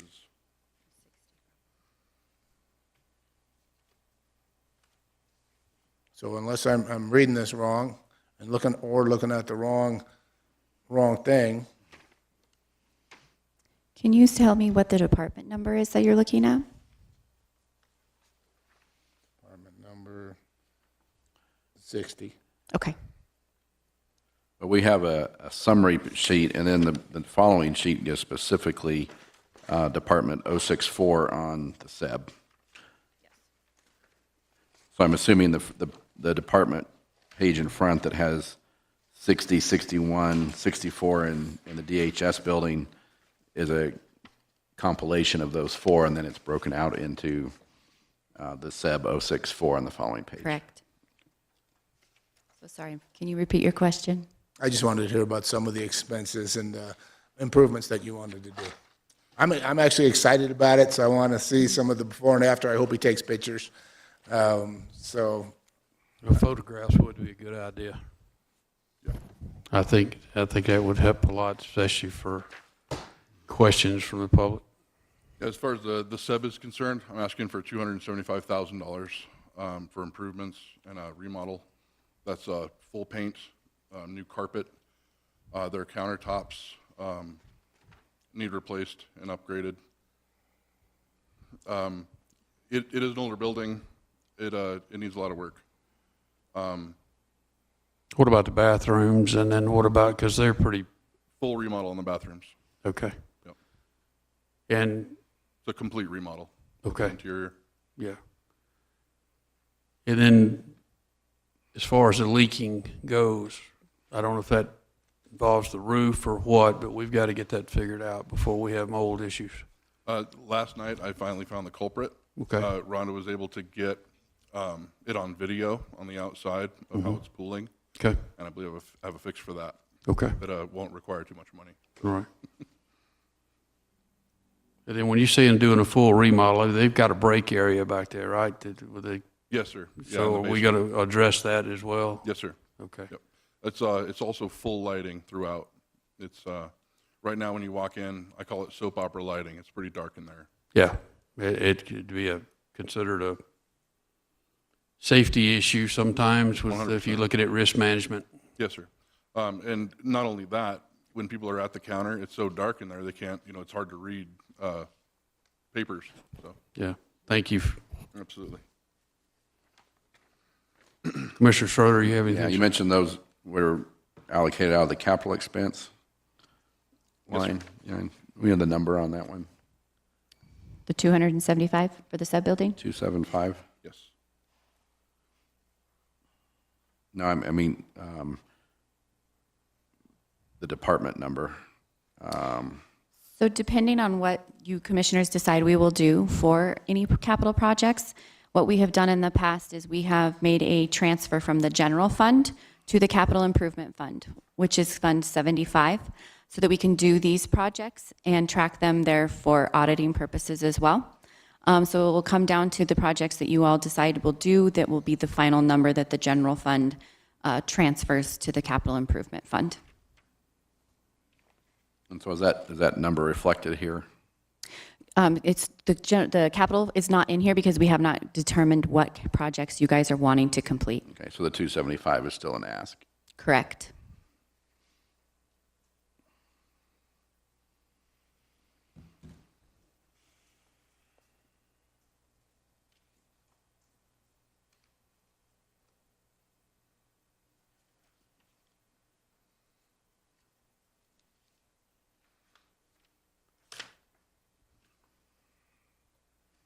I have no further question. Oh, I guess I do.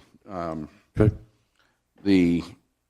So then also in the notes, that is the general summary page for 60, 61, 64, and 65.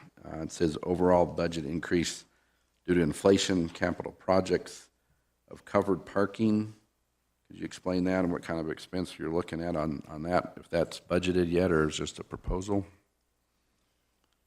Not yet. That'll be a proposal, a capital project. And the admin central HVAC, same thing? Yes, sir. And a parking lot? Yes, sir. That's out for the admin building here. And these are all proposals? Yes, sir. And we don't have numbers yet on these? No, sir. And a second floor flooring? Yeah, just estimates right now. We have to do our RFPs. Okay. But that's on this building as well? Yes, sir. Thank you. Okay, Commissioner Buck? No, that covers it for me. I would like to go on a tour of some of the buildings when we get closer to making decisions and just kind of get a feel for some of these asks and requests for remodels and different things. Yes, sir. When you have time, let me know. Anytime. You betcha. Always welcome. That's all I had. All right, sir. I have no questions. Next. We talked about the admin parking lot, admin flooring, and the central HVAC.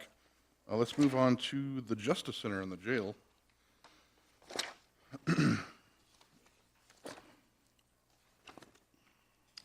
It'll be number 210. Give me just a second to get to. Okay. I'm asking for $30,000 for lighting inside of the cells. During the day, it would be white light. At night, there'd be a red light on. In the past, they've had to do cell checks by actually opening up the doors because some of the lights aren't working the way they should. And with this, with the new lighting, they'll just be able to peek in the window and be able to see everything clearly. It's definitely a security concern.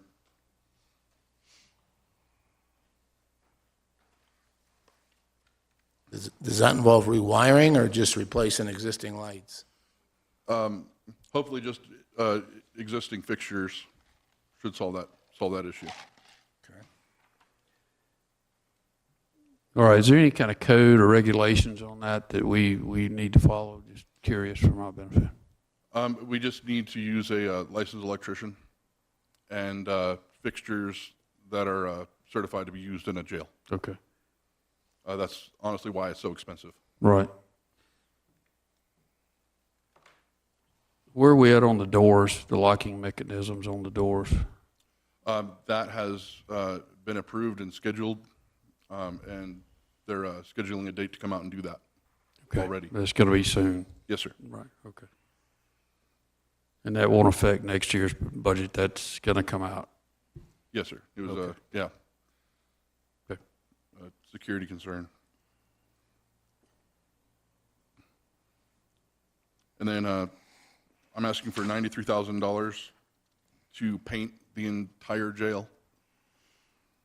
It hasn't been done in years. There's a lot of cracking and crumbling, and right now it can't be cleaned and disinfected properly.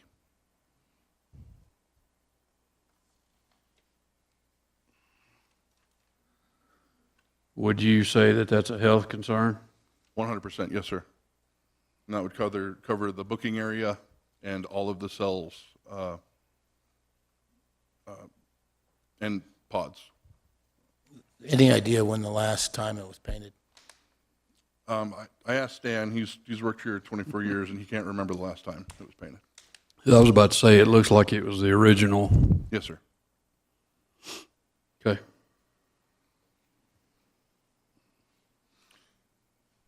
Any more questions on that? And again, these are proposals, not necessarily in the budget at this time. Yes, sir. That's correct. but could be considered a capital project. Yes, sir. Thank you. Mr. Buck? No further questions at this time.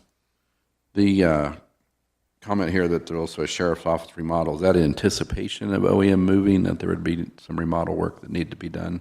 That's one section. Right now in the sheriff's office section, they're just in desperate need of more office space for their number of employees that they currently have. It's pretty cramped over there. Also, the front office needs some remodeling as well. Yeah, I'm asking for $200,000 for that. Okay.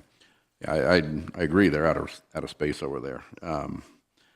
But I would hate to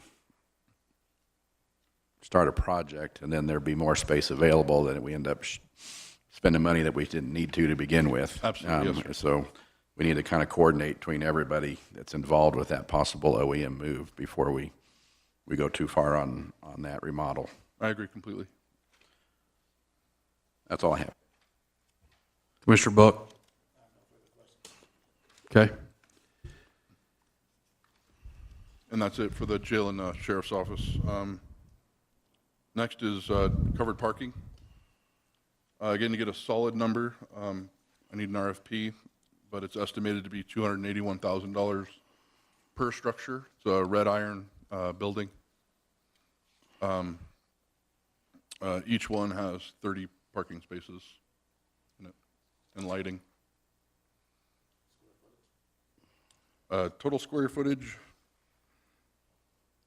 that's a great question. I'll get back to you with that. I apologize. I don't have that on here. And the purpose of this is to mitigate some of the hail damage that we have annually and the cost with our insurance, correct? Yes, sir. And to protect employees and county vehicles. Would insurance rates be reduced if we had covered parking? So would any of the expense be offset? I don't know that with as many cars as we just turned. What did we turn, 50 plus? I'm saying it should, but I'm not saying Yeah, it I will. don't know. I don't think we have an answer for that yet because we haven't gone any farther than just asking or basically a very preliminary. Yeah, I understand. So how many structures are you talking about, this proposal? Not sure yet. That needs to be discussed. Since it is I had issues finding actual, carports. For an example, Road and Bridge, their employee parking is curved. Right. So I couldn't do a standard, covered parking. So the idea was to essentially build like a pavilion-style building for employees to be able to park under. Okay. But even if this building would need two structures, we have more than 30, would need more than 30 spaces here between, Yes, sir. yeah. Okay, thank you.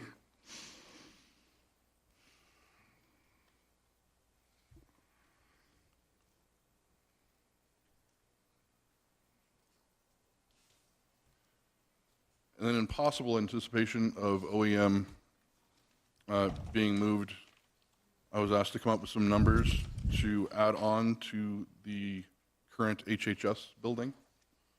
On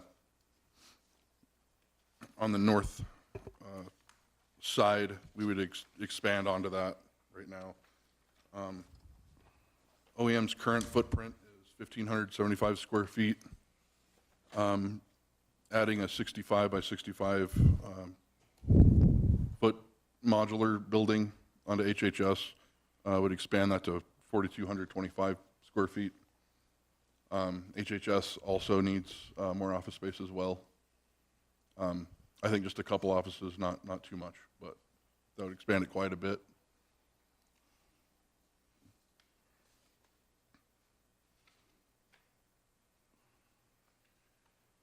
And again, to get a solid number, we'd need an RFP, but the cost would be somewhere between $500,000 and $750,000 to expand that.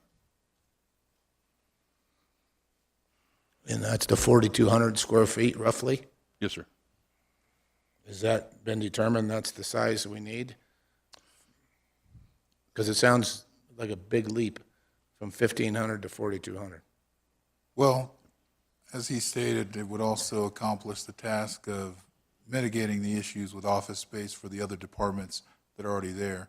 Because right now, those are temporary buildings, so at some point, the board will have to make a decision permanently as to what we will do with the location of the health department, human services, and then if we were to move emergency management out there, this building will accomplish meeting the needs of 3 departments, the growth of those that are already out there, that are already cramped as well.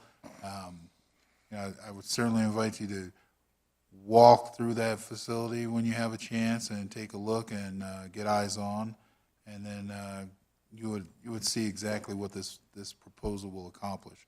But again, the question is put to the board, is leasing office space that's already built, already in place somewhere, a better solution because it's more viable, it's certainly cheaper than building something, or do you want to address the issue in the future by looking at something more permanent and that's built to address not only OEM, but also human services and the public health department. So no decisions, again, need to be made. He's just bringing up ideas and suggestions. Please take your time. We have time before the board needs to make a decision on it. But obviously, I wanted him to bring it up because you need to know what the cost is. These ideas come out, they're suggested by staff, but some of these ideas are expensive, just like covered parking would be expensive. A project like that would need to be done in phases, obviously, just because of the cost alone. So you'd have to prioritize which location would get it first, and which location would get it second, third, and last even. So just keep that in mind. I would also like to mention that if you did a project between Human Services, Health Fund, and OEM, those are 3 different funds. So they each would have a little bit of skin in the game, I would say. So that cost would not all come out of general fund. Okay, thanks. Commissioner Schroeder, sir, anything else? No, that's okay. I appreciate everything you're doing, Matty, really do. Yeah. Absolutely. Glad to do it. Commissioner Buck, anything else, sir? Nothing else, thank you. All right. Next. Last but not least, the main arena at the fairgrounds. We got approved for a capital project to replace the crow's nest last year. It was nowhere near enough. And what needs done is a new structure completely built, a crow's nest or a press box. Understood. Lighting and sound. Everything up there is just really old, needs a lot of work. And I'm asking $500,000 for that. And then to reiterate, that could possibly come out of Fund 90 CTF, so that possibly would not be a general fund cost.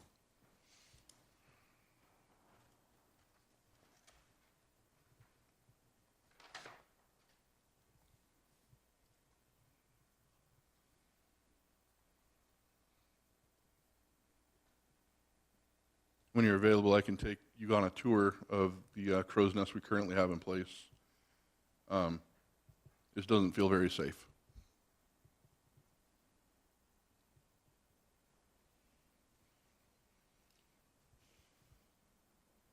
When do you think, when was that thing built? Say again? When was that built? Any idea?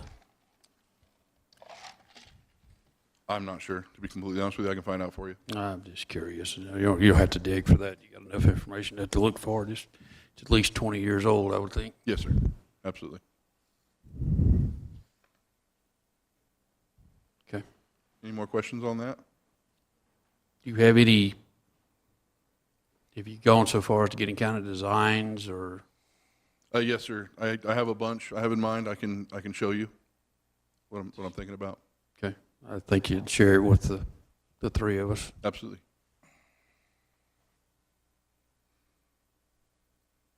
All right. I don't have any other questions. Commissioner Schroeder, do you have any questions on that, sir? Commissioner Buck?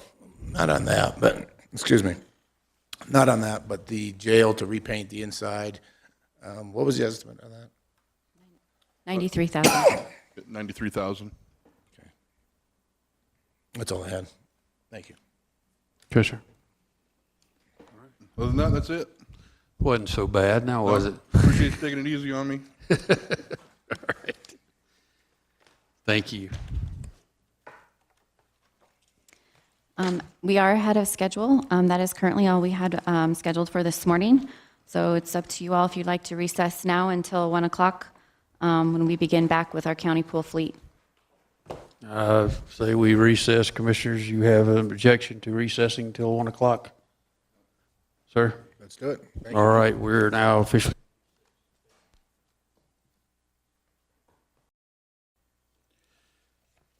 Okay, we've got 1 o'clock, and it's, we're going to come out of recess, call this meeting back to order for our work study session on budgets for 2026. And I'll turn it over to you. Good afternoon. This afternoon, we're going to start with our fleet pool and road and bridge with Monty, Ethan, and Corinne. All right, yep, you just hit the green button. There you go, you're good to go. All right. Is it on? Yeah. There we go. The big change here is we have a mechanic who works exclusively on sheriff's vehicles and general fund vehicles.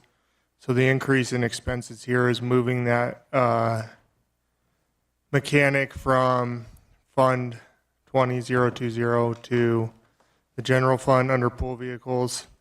This would really eliminate a big administrative burden to myself, Corinne, the sheriff's department, Kelly over there, because currently we bill all departments, the sheriff's department, general fund, back for vehicle repairs and maintenance done at the road and bridge building. So this is moving, basically encompassing all aspects of that, parts, oil, tires, and the labor of our mechanic into this budget for 2026. Okay. And then also, the other note on there is the facilities department is requesting 2 new mowers. One, a native mower to replace their current native mower. They've had some issues with that overheating, that we've had issues at the shop figuring it out. It's been up to John Deere and they've had issues, and it just is underpowered for them. And then also a robotic mower for helping mow some extensive slopes that they've had at different locations. Yeah, Maddie brought that up this morning. How wide are those robotic mowers? The little bit of research I did, I think that you can get them between 24 inches to 48 inches, 60 inches. I think that the one that they were looking at was roughly in like the 48 inch width. Gotcha. Okay. Commissioner Schroeder, you have any questions, sir? Just to clarify, so even though it shows that your budget expands here, the overall expense to the county doesn't really get affected. It's just in how that money is allocated between the different funds. Yeah, the big change would be taking a mechanic out of 20 and putting it into 10. There's not really, the only expense change would be the new assets. It's just how it's allocated in the paperwork behind. So it's just an accounting function. It's not Yep. an actual increase in expense, even to the 10 fund, because it's been 10 funds being billed anyway by the 20 fund. So Yeah, and I did talk with Tiffany on that about, can she pull those vehicle repair line items from the other departments? And the answer was yes, it's all being encompassed into here. no, that makes sense. Since we're talking about pool vehicles, we had discussed at one point looking at cost savings between purchasing new sheriff's vehicles and getting new engines and transmissions replaced. Have we been able to see what the difference in price there, if that's beneficial or not? So I had a discussion with the sheriffs, and that was something they did not want to pursue at this time. They still felt the Tahoes even after replacing engine transmission, the shelf life of putting those on, because your body is still your body, we can't replace the body, frame rails, stuff like that. The wear and tear on those components that aren't necessarily replaceable wouldn't extend it to a considerable amount of time. I haven't done numbers or research into that because we have just a case study of a couple vehicles that had engines and transmissions done, and we are tracking to see the life cycle of those, what those add, what future issues we would see into those Tahoes. We haven't had any of the Tahoes. We have a couple that are at like 180,000 miles, but we haven't had any Tahoes get to 200, 220 after an engine replacement to see what a potential cost would be or potential issue of rust on frames, stuff like that. We are checking those when they do come into the shop, and we haven't noticed any issues, but without a magic 8-ball, I can't tell you for certain what that life cycle is at this Okay. time. I was just curious because that might be a good solution, even if instead of it having a full lifespan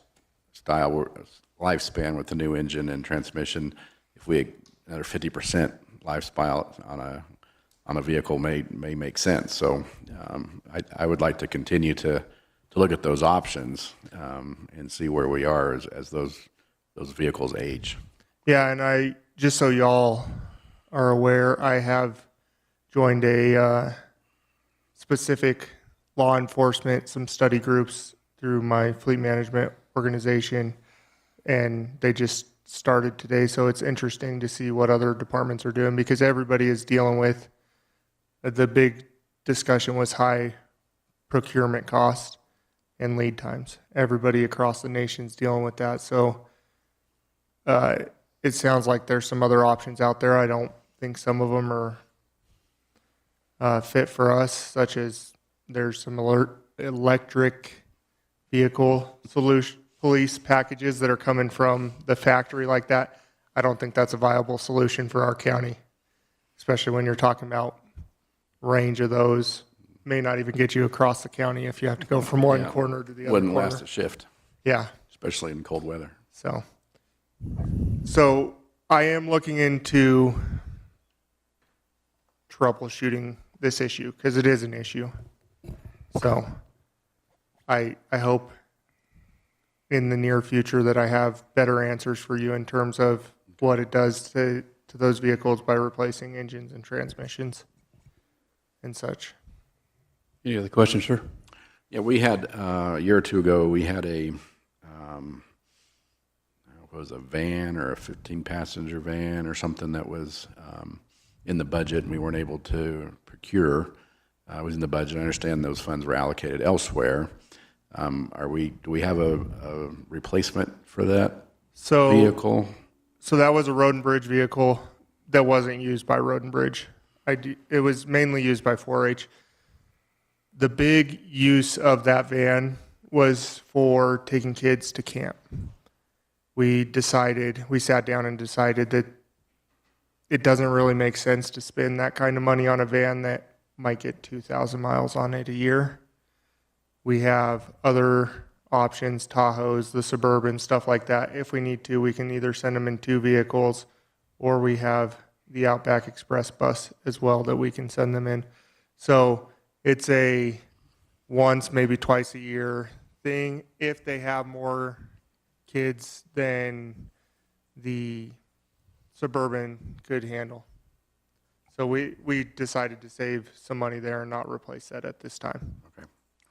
Thank you for the information. That's all I have. So we were talking about replacing transmissions and the motors and stuff, but we also have to consider the suspensions. We have to consider the seats, because they in and out on them so much. So I'm just throwing it out there. So I don't know if it's. Are you happy with these Tahoes? Do we need to look at? I don't have any preference mainly what I've dealt with is the Tahoes. And then the Rams, I prefer the Tahoes over the Rams. But as far as like a Ford Police Interceptor package versus Chevy, I No, would I don't have any say, preference either, but I would say if we were going to do something like that, it would have to be, I would recommend some sort of pilot program, get a couple of them, see how they hold up. I will say on the road and bridge side, in our experience, we bought Ford, Chevy, Dodge. We bought them all. Chevy does hold up better on our roads on the road and bridge side. So, and that's coming from a Ford guy.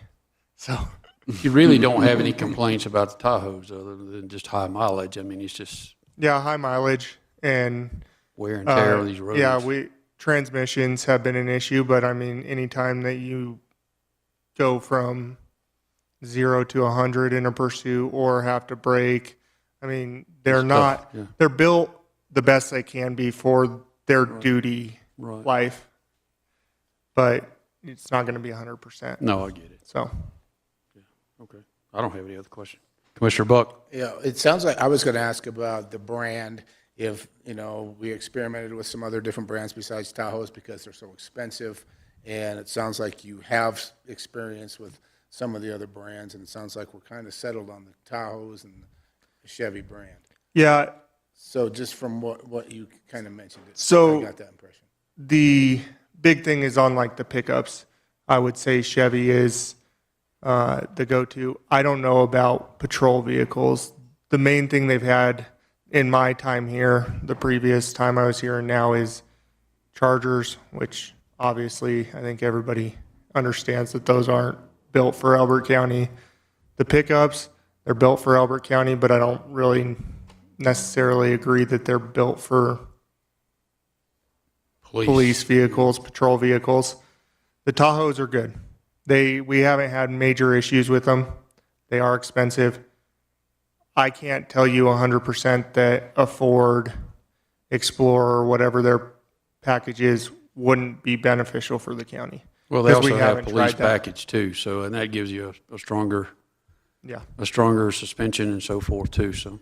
Ethan and I were at the upfitter yesterday, where all the police vehicles are upfitted. They had many, many, many units on site. They have an extra lot that we got to drive through. Overall, the entire thing was full of Chevy Tahoes. It didn't matter what county, what municipality. Now, there were some pickups and such for like community service officer, that kind of thing. But as far as a patrol vehicle, they were almost all Chevy Tahoes. Okay, good to know. And the reason one of the reasons I asked is the upfitting cost is so much. So, and we're running it to, our current guideline is 120,000 miles, correct? That's correct. So it doesn't take long on these county roads to run it up to 120,000 miles. So do you think that is the best number? Because by the time you upfit them, you don't get a lot of time on the road. Based on, Not that a big expense. I guess that would be something that could be revisited. That number came from pretty much industry standard across the country. That's pretty close to 120,000. A lot of municipalities and counties and other places, that 120,000 is in a much smaller footprint of a county. So, or area. So it is something that could be revisited. Our roads are very rough on vehicles. They are. There's no sugarcoating that. So I don't know if I would want to go much more than that, because we do see the transmissions, engines, and stuff like that go out at those higher mileage. I think we did this year 2 engines right around the 150,000 mile mark on those Yeah, and Tahoes. that's kind of where I was going with it, was 140, 150,000. It would just save us vehicles all the time. It's expensive. And then you got that upfitting cost, so we don't get a lot of years of use out of it. Yeah. So that's what I was going for. I think if you bumped it up another, I think the sheriff's average mileage is right around 30,000 miles across the entire department. So if you bumped it up to 140, 150,000, it would buy you another year of service. Okay. And then the engine replacement costs, any idea what those are costing when you do an engine replacement? And maybe we put a schedule in place where you're doing suspension. Maybe it's at 100,000, maybe it's at 80,000. You pull them in, you do a new suspension, you run them another 50,000, something like that. And that was kind of the idea. So one of my mechanics came up with that idea, seeing the lead times of, hey, X mileage, 140,000 miles, pull it in, we tear this thing down, we do brakes, we do suspension, we do engine, we do differential, we do axles, we do everything. That was the idea where this came from, and that overall cost, I don't have a number for everything, but engine transmission this year was roughly right around 15 to 17,000. So differentials, brakes, suspension, probably looking at another 10,000 on there. So you're probably 25 to 30,000 versus If you did everything. if you did everything versus, but that doesn't include seat, anything like that. But theoretically, you could do suspension and some of the things, that the engine might still be fine. Yeah, You might not need a new engine, you wait, get rid of it at 140,000 or 150, and get rid of it, and the engine's still running. yeah. And They may not need we everything. do extensive inspections every time they're in here. We have a checklist on our fleet information management software, going through that, and it checks suspension, brakes, everything. Nikki is really good about making notes on every vehicle. Hey, this is going to need brakes next service. This is going to need tires next service. So the sheriff is in the know of, hey, they're coming up with an oil change, but I have the notes that say it's going to be down for the entire day because it needs shocks and brakes as well.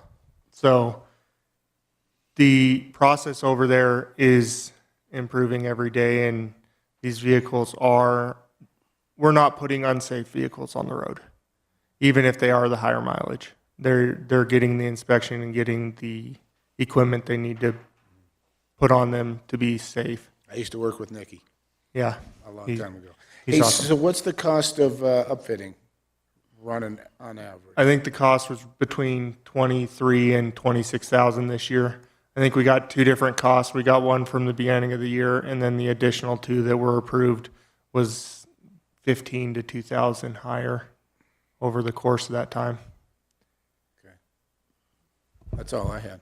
I also think that, in 2025, we purchased several vehicles for the sheriff's department, I think 11 total, correct? Kind of looking at 11 for next year. These 2 years, the vehicle purchases for them are going to be higher due to the fact that we kind of got behind with that department. Things were being shoved aside, if you will, or put on the back burner. So I think once we get past these 2 years of more vehicles purchased, then we can get into a rotation that isn't quite as many vehicles. The goal would be to get to like a 4 or 5 vehicle per year rotation. That'd be perfect. That'd be nice. And I think that is the ultimate goal for Ethan and I, and the sheriff's department. It'd be nice to get there, yeah. Okay, good. That's very encouraging. Yeah, the big thing there is getting the high mileage units, getting the units when they hit 110,000 miles out of a deputy's everyday cycle and maybe into their pool vehicle to extend the life of that vehicle. And then also potentially shrinking the size of the pool with newer vehicles that aren't broke down as often. So. Gotcha. Okay, thank you. Also, over the last couple of years, we've had talks with this number, and whatever number it is. It wasn't necessarily a hard number that automatically a vehicle's out of service, but there would be an evaluation done on those vehicles. Obviously, a patrol vehicle that's out every day hitting the roads is going to take more abuse than a command staff vehicle. And so we need to evaluate those and maybe make it a different number for a command staff vehicle limit as opposed to someone who's on the road. But anything we can do to try and extend that life cycle will definitely help. So the big thing in the fleet policy, it does state specifically that 120,000 miles is patrol vehicles. So I wouldn't consider a investigator or a admin staff vehicle a patrol vehicle. So those would fall into the light duty vehicles, which I think are 7 to 10 years and 150 to 180,000 miles, similar to what Road and Bridge is trying to adhere to. But like he said, the patrol vehicles, a little bit different number there. Now, that's not to say that that patrol vehicle can't be retired as a patrol vehicle and moved to an admin vehicle. So I completely agree with that. And it is not a hard number. It does say in there that it will be evaluated for potential replacement or reallocation, because there are other departments that could benefit from a vehicle. That's all I have. We'll just make a final comment regarding that and the mileage on it. I've been in those seats driving those cars and with high mileage, and you get into a pursuit. It's pretty scary sometimes when the thing's front end or suspension's bad and that kind of stuff, and it becomes a safety issue. I just want to keep that in mind as we're talking about this. I completely agree with you. That's why that number is different from a patrol vehicle that's going to see those pursuits versus one that is not going to see those pursuits. Yeah, okay. So I completely agree there. All right. If there are no other questions, we'll move to the next item. Go ahead, Monty.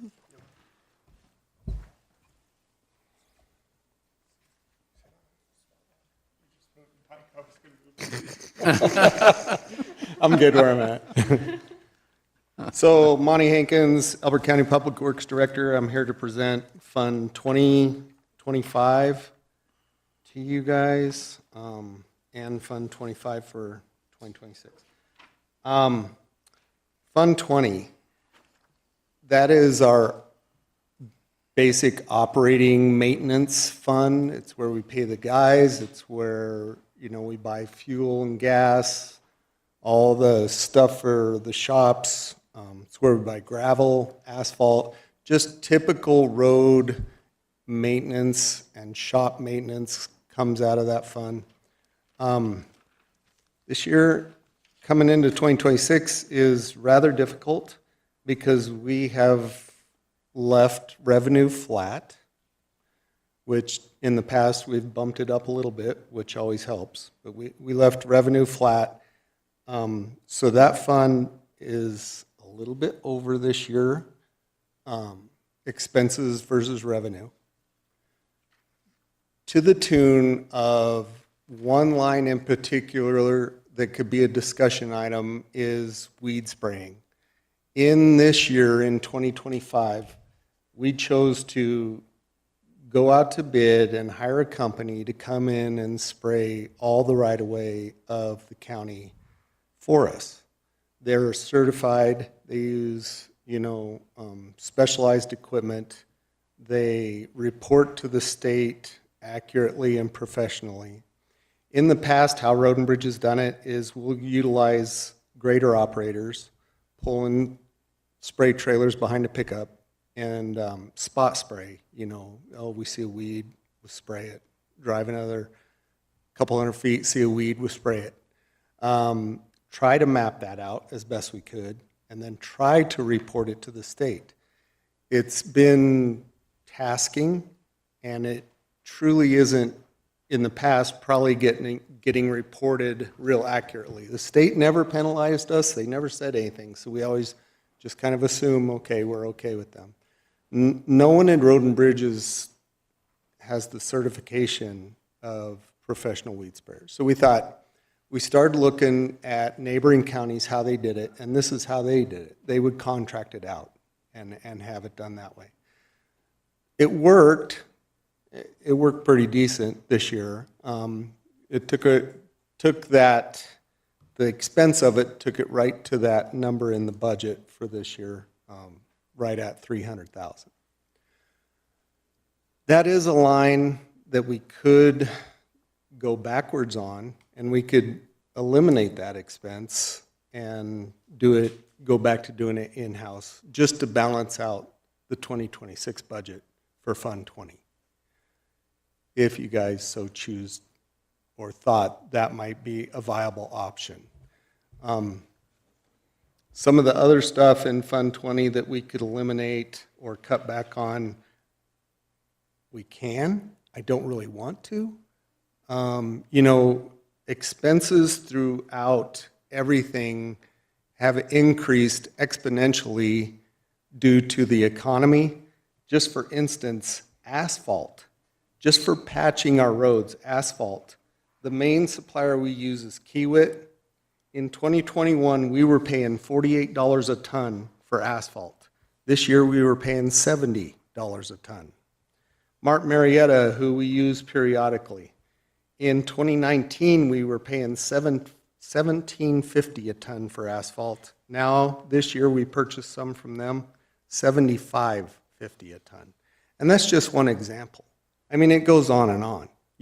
Parts for vehicles, gas and fuel, everybody knows what that has done in the past 5 years. So it's very taxing on Fund 20, all these expenses. We've reduced down to just getting gravel from our gravel pits out east because of the expense. They were both of those pits out there were $1 a ton on gravel. They doubled this year to $2 a ton, but it's still only $2 a ton. If we were to go anywhere else and buy gravel, we're looking at anywhere from $14 to $24 a ton. And then the trucking is much further. So, every single line in Fund 20, as far as expenses go, have increased to a certain percentage. Yet, we're leaving revenue flat this year, so it's hard. So there is that expense that we're over is close to what I was talking about with the weed spraying, that dollar amount. So if we were to think about reducing anything, I would prefer we did that. Otherwise, we can go down, me and my staff can go back down through each line in Fund 20 and reduce what we think we can. And we can probably get there by doing that as well. I just didn't know what you guys thought about that. Question for you. Sure. So the subcontractor at 300,000, do they Yes. have the same methodology that you use? It's just spot spraying, or are they just spraying? They are just spraying. They just turn on their guns and just spray. I think their expenses, as far as their rates, would increase if we required them to spot spray and take more time to, identify and stop and spray and then drive and identify, there's one, stop and spray like we've done in the past. So, question for you, would it make sense to have them spray like they did last year, and then you spot spray for a couple of years, 2 or 3 years, then the third year, fourth year, you have them come and spray again, so then when you guys go back, you're only hitting not nearly as many weeds and it doesn't take as long? Right. Would it make sense to maybe put that on a schedule and sub that out to a subcontractor periodically? We can look at experimenting like that. The thing I'm concerned about is reporting to the state and such. I mean, we can keep doing what we're doing. It seemed to have worked in the past. I just don't know if at some point we might be out of compliance. It was just an idea. Yeah. Put it on a schedule like that, let them come through, knock the majority of it down for you, and then you just maintain it for 4 or 5 years, and then you have them come out and do it again. For example, like our weed control in-house, we ran this from 2024. In 2023, we didn't weed spray due to all the flooding. We were busy trying to get roads open back up. In 2024, it cost us, by the time we bought chemical in-house, the vehicles and the labor in-house, it was right at $189,000. Does that include man hours? Yeah. Otherwise, I mean, it wouldn't be unreasonable, it would take way more time than I have today to explain to you guys every single little line, because each line, you know, some of them we only took up by a few $100s, some of them by $10,000. If we go back and nitpick down through here and get, you know, nitty-gritty on things, we could probably get to that magical number of trying to balance out Fund 20 without messing with the weed spraying. I just thought I'd bring it up as a topic of discussion. Fund balance is healthy, though. So the fund balance was hit due to the flooding. We have received a lot of that back from the FEMA funds, and we have gotten a lot of those back, and we're just waiting on a few more categories, I think as Ashley had mentioned in her last update to you all, with $713,000 from Cat Z and another $28,000 from Cat Z that we're waiting on. We're hoping to receive those funds this year, and with that, that will definitely bring their fund balance up at the end of 2025. Also, our revenue that we budgeted for 2025, we're projected to surpass that quite a bit. So I think we'll be okay as far as ending fund balance this year to cover what that deficit It might be in 26 in that fund. But, you know, that's just kind of like Ethan said, you almost need a crystal ball for that. But it looks good so far, and we've only got 3 months left.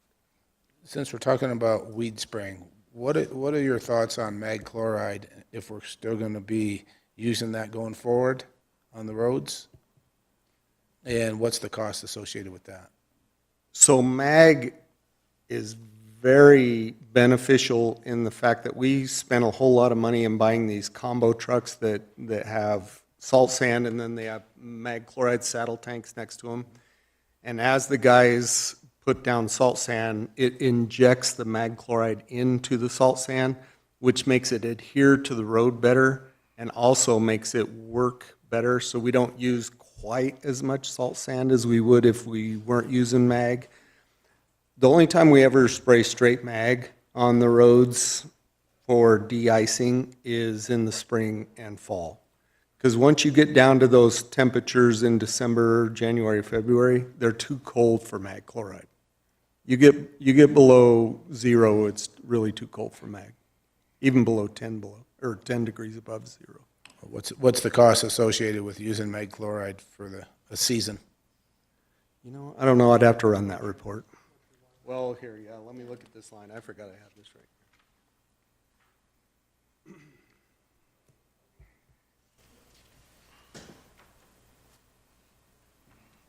I'm on 812, sorry. So we budget $20,000 for that per year. We are projected this year to spend $11,035. So it's not a huge, significant cost. Correct. Okay, I just wanted to see where And it's, that like I was. say, I believe it's extremely beneficial for extending the life of the salt sand. And I don't know if anybody's noticed, but we seem to be getting our roads melted off a little better than the surrounding counties. That's, you know, everybody kind of scoffs at Road and Bridge a little bit, except for when it comes to snow plowing and that. It seems like that's where we stand out a little bit. I'd like to stick with that. It's kind of a safety thing for the residents. Okay. Commissioner Schroeder, you any questions, sir? I'll just echo that. I've heard from many staff and citizens, particularly down Elbert Road, that they can tell the county line just by the condition of the road when there's snow on. So good job. I mean, it's a testament. Thank you. Yeah. You guys work hard at that. Commissioner Bulk, any other questions, sir? No, sir. Okay. Did you want to discuss your FTEs that you were requesting? Oh, yeah. So I had also requested 2 FTEs. One of them is a sign guy, a sign installer. We have bought, 3 FTEs. We have bought a sign truck this year in anticipation of we were going to add another sign installer to the county. A lot of the signs, again, over the years, that's been a area of neglect. Our signs are out of compliance countywide, a lot of them, for reflectivity with the state. Again, they don't go around, policing that and then fining us or anything like that. It's just that we've worked hard in taking a complete subdivision or a complete area and change every sign in there to get them back up to the reflectivity standard that they're supposed to be via MUTCD. So it's a daunting task for one or two guys. So we were going to add another sign person to staff to be in that other truck. We do have two guys on staff right now, so there could be one guy in each truck, but for safety, it's better to have two people together most of the time doing things in case a guy fell down or something like that, got hurt. That's one of the FTEs. The other FTE, the biggest need in this county, in my opinion, of being here for 15 years and seeing operations, is gravel. I think we got 1,100 miles of gravel road. In maintenance, when you talk mileage, you do lane miles. So we have 2,200 lane miles of gravel road. That's like driving from LA to Washington, D.C. in a straight line.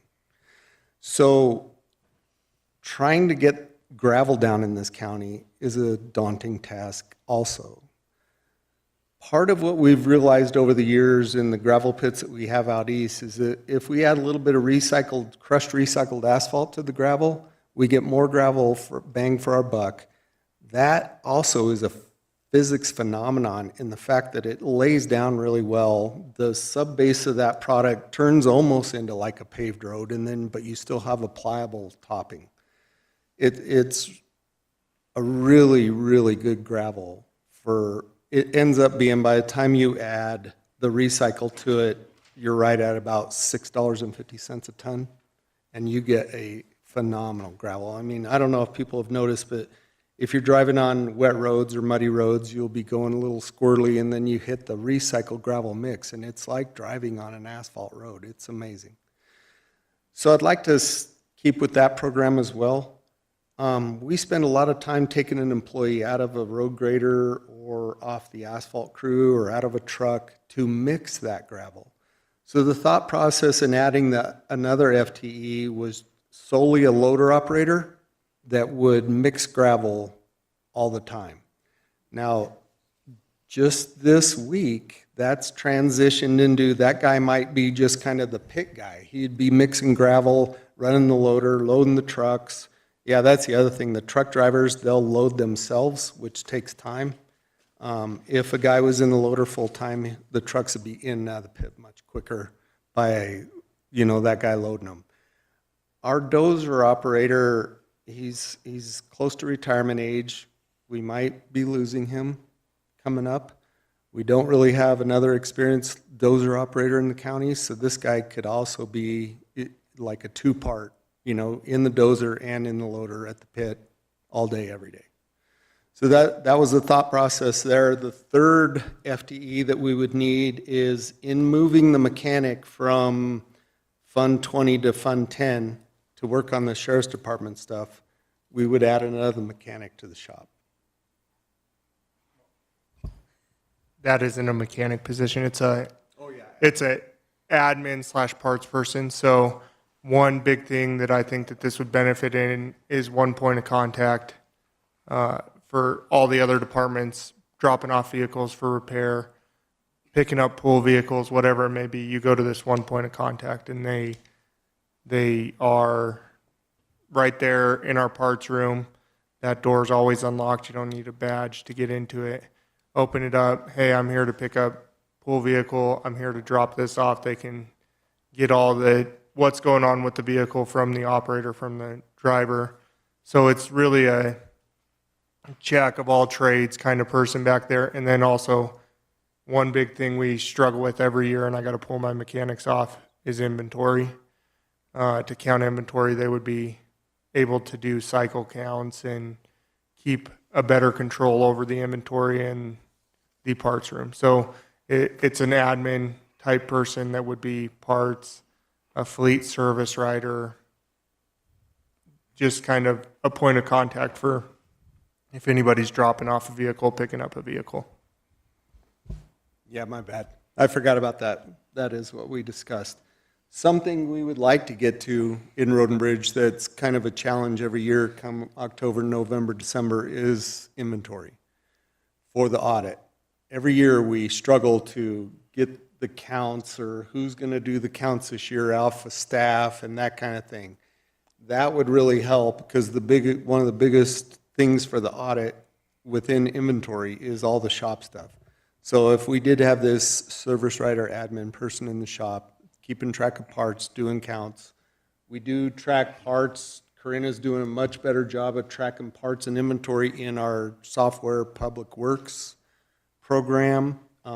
The goal we discussed recently is doing quarterly inventory instead of once a year to try to keep it on track better than we have in the past. So that would really help that. So those are the 3 FTEs that we have submitted for. Now, in being expenses over revenue in Fund 20, those FTEs are not plugged in yet. So that would take that even higher. Another 200,000, according to my Correct. figure.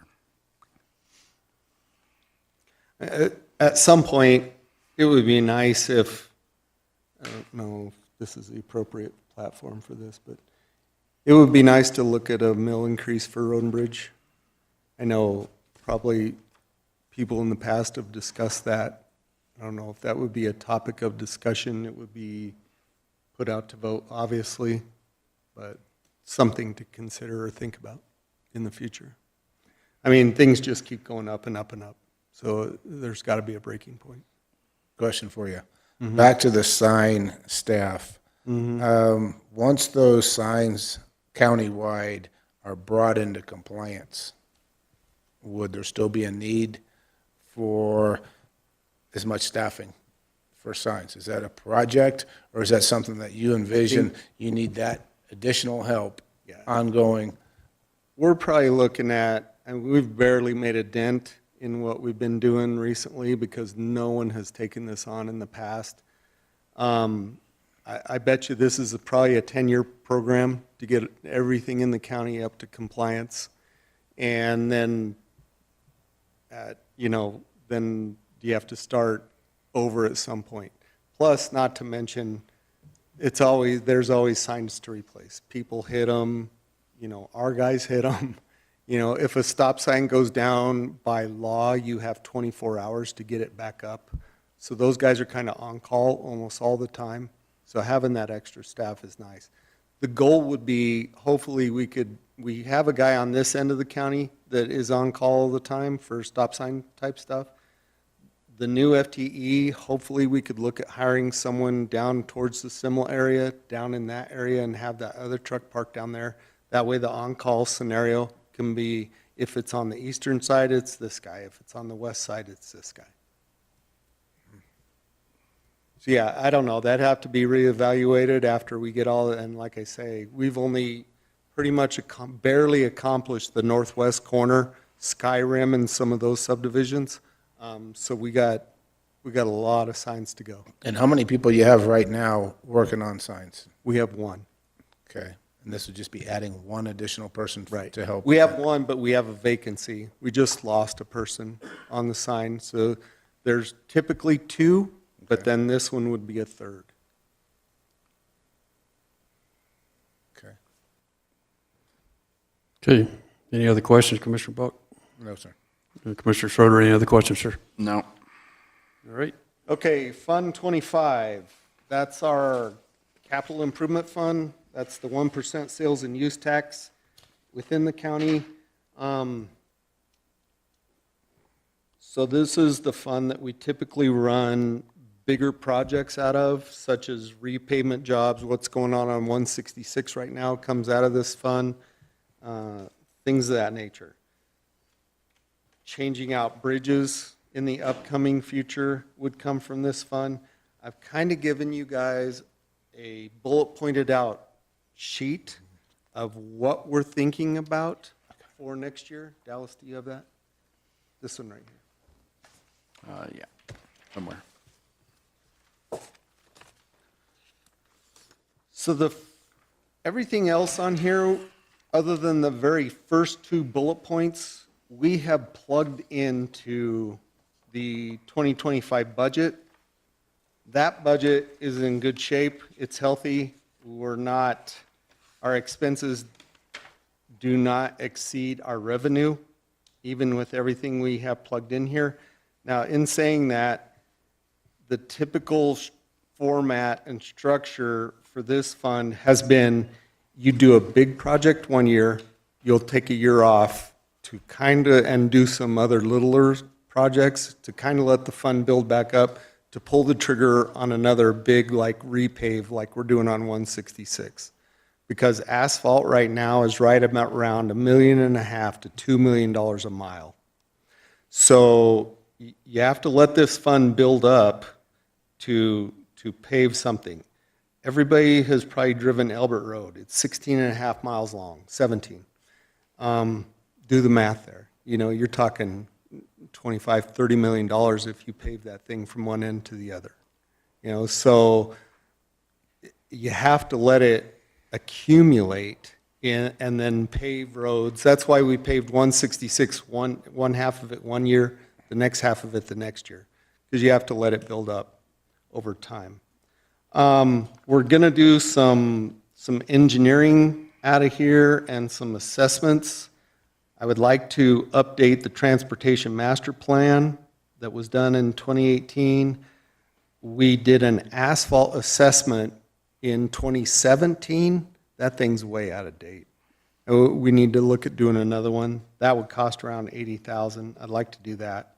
Some of the other stuff is grant related. So I broke out the total cost, the grant reimbursement, and then what the ending county cost is. And then I also broke them out as the engineering plan things, and then the actual pavement and/or bridge construction on the next page that would be, construction projects in and amongst themselves. The 142 Cimarron job, that's a smaller pavement job that I'd like to do. Those two roads from the 2017 pavement assessment rated the worst in the county as far as the asphalt. So that's why I targeted those, if anybody wanted to know specifically why. The other ones are due to some of the 2023 flooding and things of that nature. I'd like to backtrack, and the first two items are open for discussion, haven't been plugged into the budget yet, but I know they've been discussed a little bit with me in the past. The 162 bridge off of Kiowa Bennett Road. That's one of the one-lane bridges that was put in after the 65 flood. It still inspects with CDOT fair pretty well. We have 19 of those bridges in the county. It doesn't inspect as bad as some of the other one-lane bridges we have in the county, but it is the highest traffic count bridge as far as the one-lane bridges go. So as far as bang for your buck, that one would, if we replaced it or turned it into a culvert system, then that would be, as far as, for the most residents, doing that one would be one. It won't be the first one we've done since I've been employed here, because we're getting ready to do the 162 bridge out by Agate. That one was damaged in the 2023 flooding, and the engineering to replace that bridge is almost done, and we will do the full construction replacement of that bridge this next year. So I guess I wanted to pick your guys' brains on if you wanted to plug in the engineering only for the Kiowa Bennett, the 162 bridge off of Kiowa Bennett. Then that bridge, once we had the engineering done, we can look at plugging that expense of replacing that bridge into, 27 or 2028. Or I've been in chats with Ashley Deanne, our grant consultant, about once we have the engineering on a bridge like this, or that bridge specifically, then it makes it a lot easier to seek after a shovel-ready grant. We've put in for them in the past, not having the engineering behind us, and of course, if you don't have the engineering done first, you get denied every time. So it'd be nice to have a bridge engineered up and then seek after a grant to replace it. But as you can see, the dollar amount is considerable, and these dollar amounts are straight from our contracted engineering firm, Kimley Horn. The next bullet point is the Madrid and 166 intersection near Singing Hills Elementary School. Real quick, before we move Sure. on. Sure. The engineering costs, very high. Is there any thought to look at anywhere else besides Kimley Horn for that engineering work? Why would we not? If it's $500,000, why would we not look to see what else someone might do that engineering work for? We could absolutely go out to bid on this particular project. We just recently went out to bid for these specific services of engineering for them to provide us services for that specifically. And we had quite a handful come out. Do you remember how many we had? Like 6 or 7? 6 or 7 of them, yes. And this firm was the best qualified to provide services to us. We did have to go out to bid specifically for 162. 170. 170. For that specific bridge because the state required that. So there are certain circumstances where we do go out to bid for specific projects. Okay, good. I don't know if there would be much savings. The 170 bridge is not going to be quite as extensive as this bridge, in my opinion, and the cost was not much less than what we're looking at on this sheet. But we could go out to bid for that. Well, the reason I ask is I just don't want to get familiar with one firm and all of a sudden we're just using them and just throwing them all our business and we're not doing any cost comparisons because we're familiar with them. No, and that's part of the reason we went out to bid this summer for these specific services. Yeah, we have them under contract from the bid process Tiffany's talking about. Because I know when you did the bids for 166, there was a considerable difference in the pricing. And we didn't go with the person we were familiar with, and you made the call, and I hope that's working out okay. Yeah, kind of. Hopefully the end product is what we saw on the first half of that road. Okay, good, because I know it was significant. Mm-hmm. So, okay. That's all I Okay. had. And then, yeah, the next bullet point is the intersection at 166 in Madrid. It has been troublesome when school is coming into session and going out of session for the day, with all the parents picking up their kids and dropping off their kids. You know, we have done a roundabout at Hancock and the new Elbert extension. Douglas County is doing a roundabout at Flintwood and Singing Hills. So very, very high traffic intersection at that intersection. So I don't think it'd be out of bounds to look at maybe a roundabout here and or a traffic signal. It'd be the first traffic signal on a county road in this county. But in doing so, we'd need to add turn lanes to Madrid. There are turn lanes on 166. So that'd have to be engineered up. I did talk to, again, Kimley Horn on that, and that's the price they shot me for doing that. But again, we could go out to bid for that.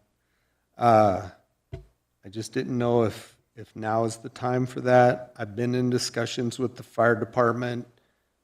Periodically, it is troublesome for them when traffic backs up.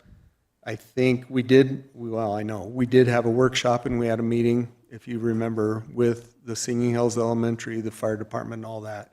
They did come up with a plan, the school did, to utilize their new recycled parking lot that we supplied the recycle for. We donated to the school to try to help with some of the traffic issues. They're utilizing that as a turn through to alleviate the traffic out on 166. But, I mean, I drove by there the other day. There was still some traffic backed up there. Well, I can say I drive it every morning, every weekday morning, and I go to that little turn. It's working out well, a lot better than it was It is? Yeah, it's working out much better. Thank you for your idea and getting that worked out. Yeah. So, I mean, I don't know if now's the time to look at doing this project, or if we just wait a couple years and see if things change. I don't know if when the new school down by the Independence subdivision opens up, if that's going to relieve some of this or not. I thought I'd put it on there as a discussion item.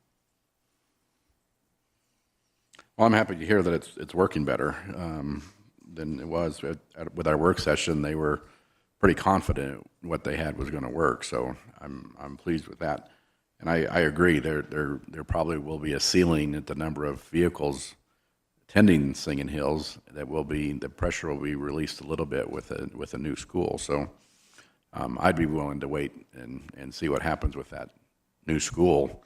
Kind of pressure is relieved there.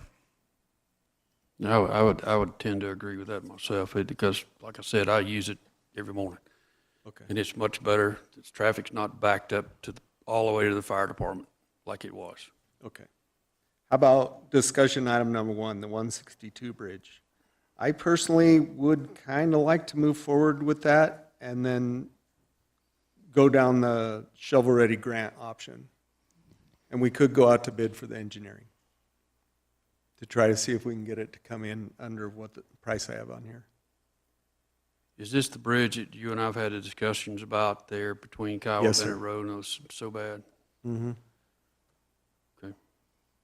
I was told today we weren't making any decisions. Oh, okay. Okay, my bad. Yeah. That's why he raised up. I saw him in the corner of my eye raising up. I'm glad someone was listening. Monty, we need to move along a little bit Okay. as we have the sheriff's office waiting, Okay. as well as our All right. coroner. So the rest of these are on this sheet and built into the budget for your review, and that is where I'm done. All right. Commissioners, you got any other questions for him? Oh, Sean says we can't. We got to move on. Commissioner Buck? Thank you. Appreciate it. Yeah.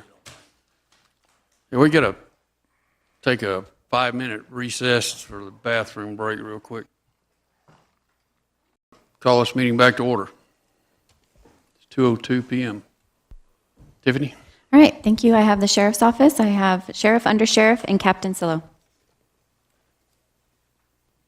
I've prepared an opening statement, which I hope will address a lot of our budget issues this year.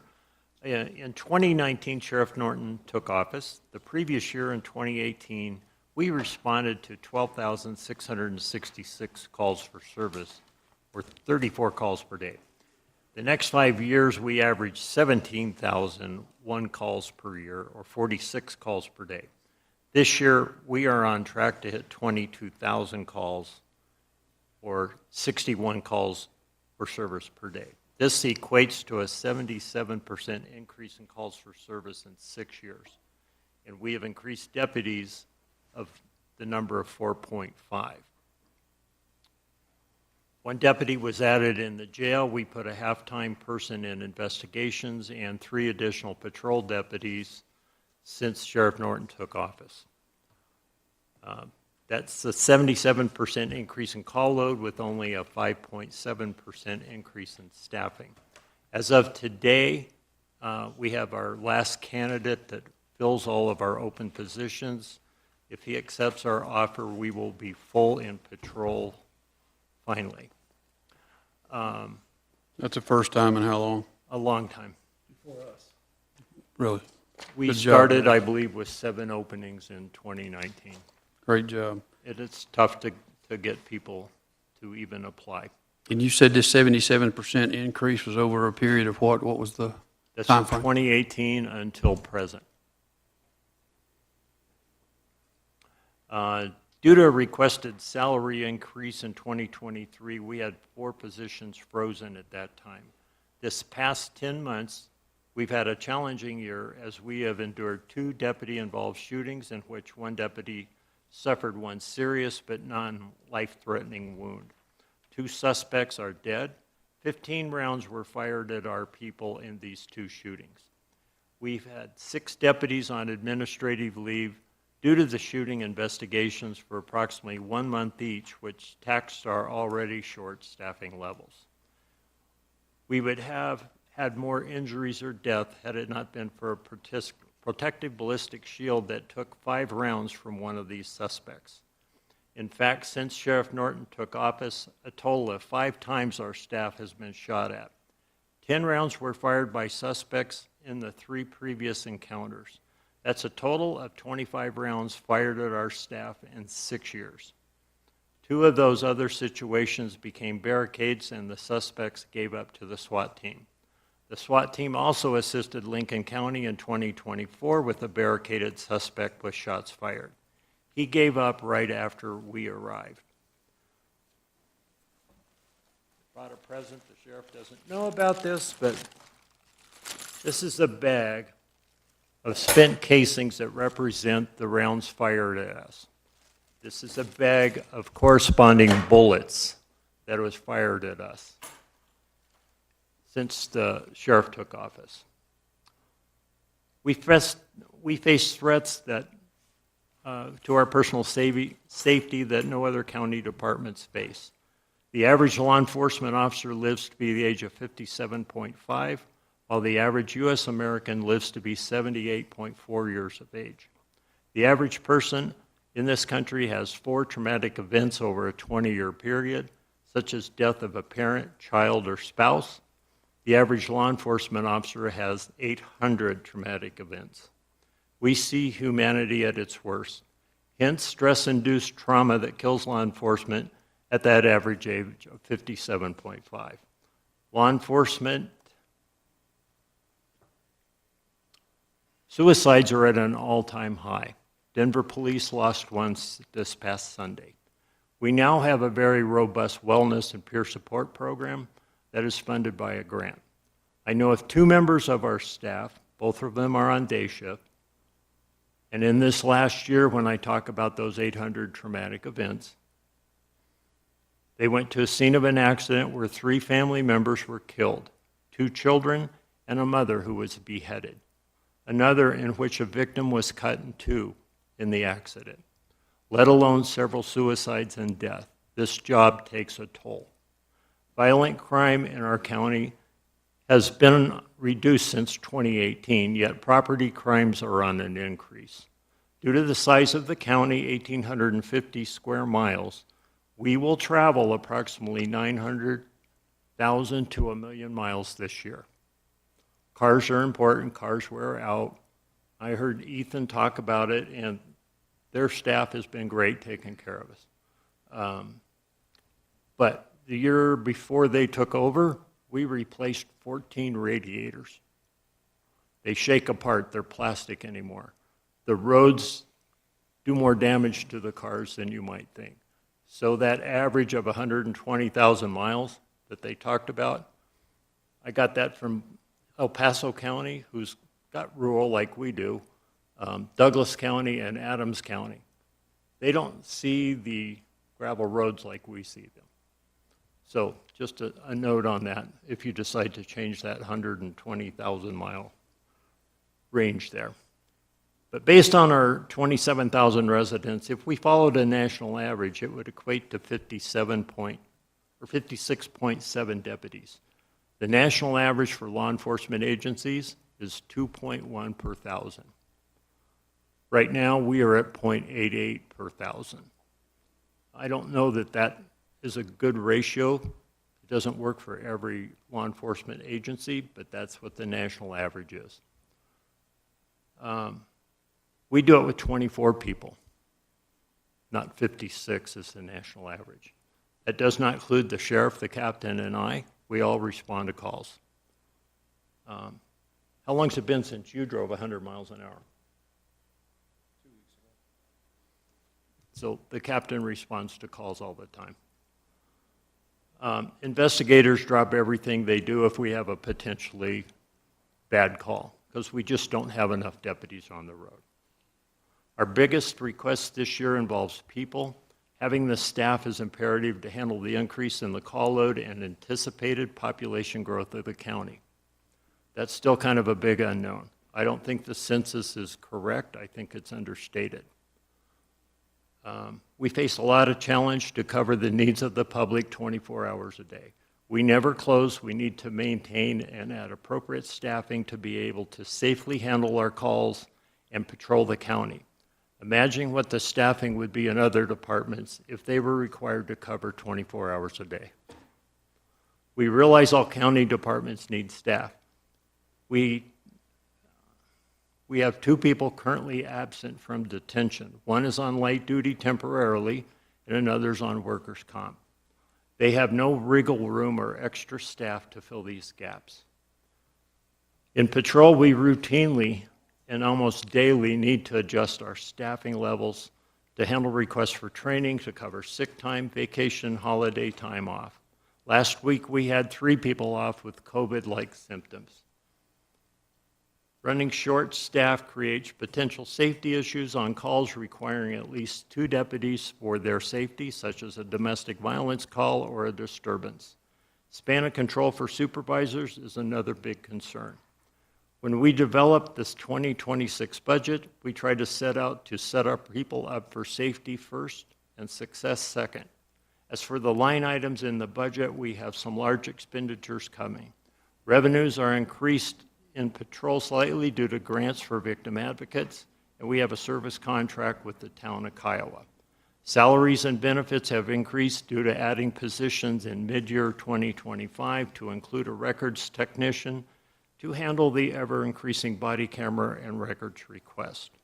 We started paying volunteers for the concealed handgun program, and we increased a part-time victim advocate person to full-time due to their call load.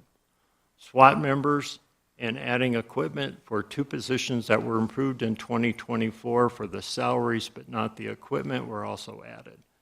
In 2026, equipment and supplies increased due to purchase of new duty ammo, specialty munitions for training and certification, in addition to operational rounds.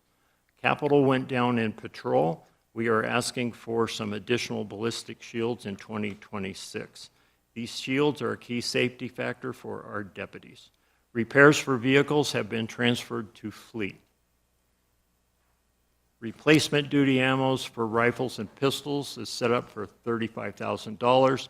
That covers the deputies in patrol, the jail, and also the posse. We are requesting stop sticks for vehicles, SWAT safety equipment, and a clothing allowance. There'll be 4 to 5 new radars. We've been reutilizing radars whenever we switch out cars. Some of these radars are 12 years old now, and they're failing. So we're asking for 4 to 5, expect those probably every year for a few more years. We plan to also equip 2 of our cars with paramedic-level medical equipment, as we will hopefully have 2 paramedic-certified deputies soon. We have 1 already, and the second one hopefully will be accepting a job soon. One of our paramedic deputies has already been credited with saving 3 lives. Many of the places we go, we beat the fire department there. These guys are top-notch paramedics, and some of the fire departments don't even have paramedics.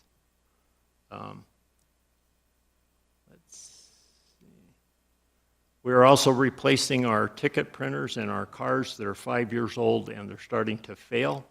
We're undertaking a very large and time-consuming radio encryption project. Some radios can be upgraded with new hardware and software. There's others that are going to become obsolete.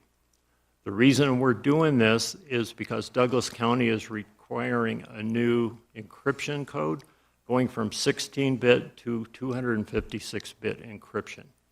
ECA will pay the bulk of this cost, but we still have to take our cars in and get the radios replaced, and that's an installation cost that we have to bear.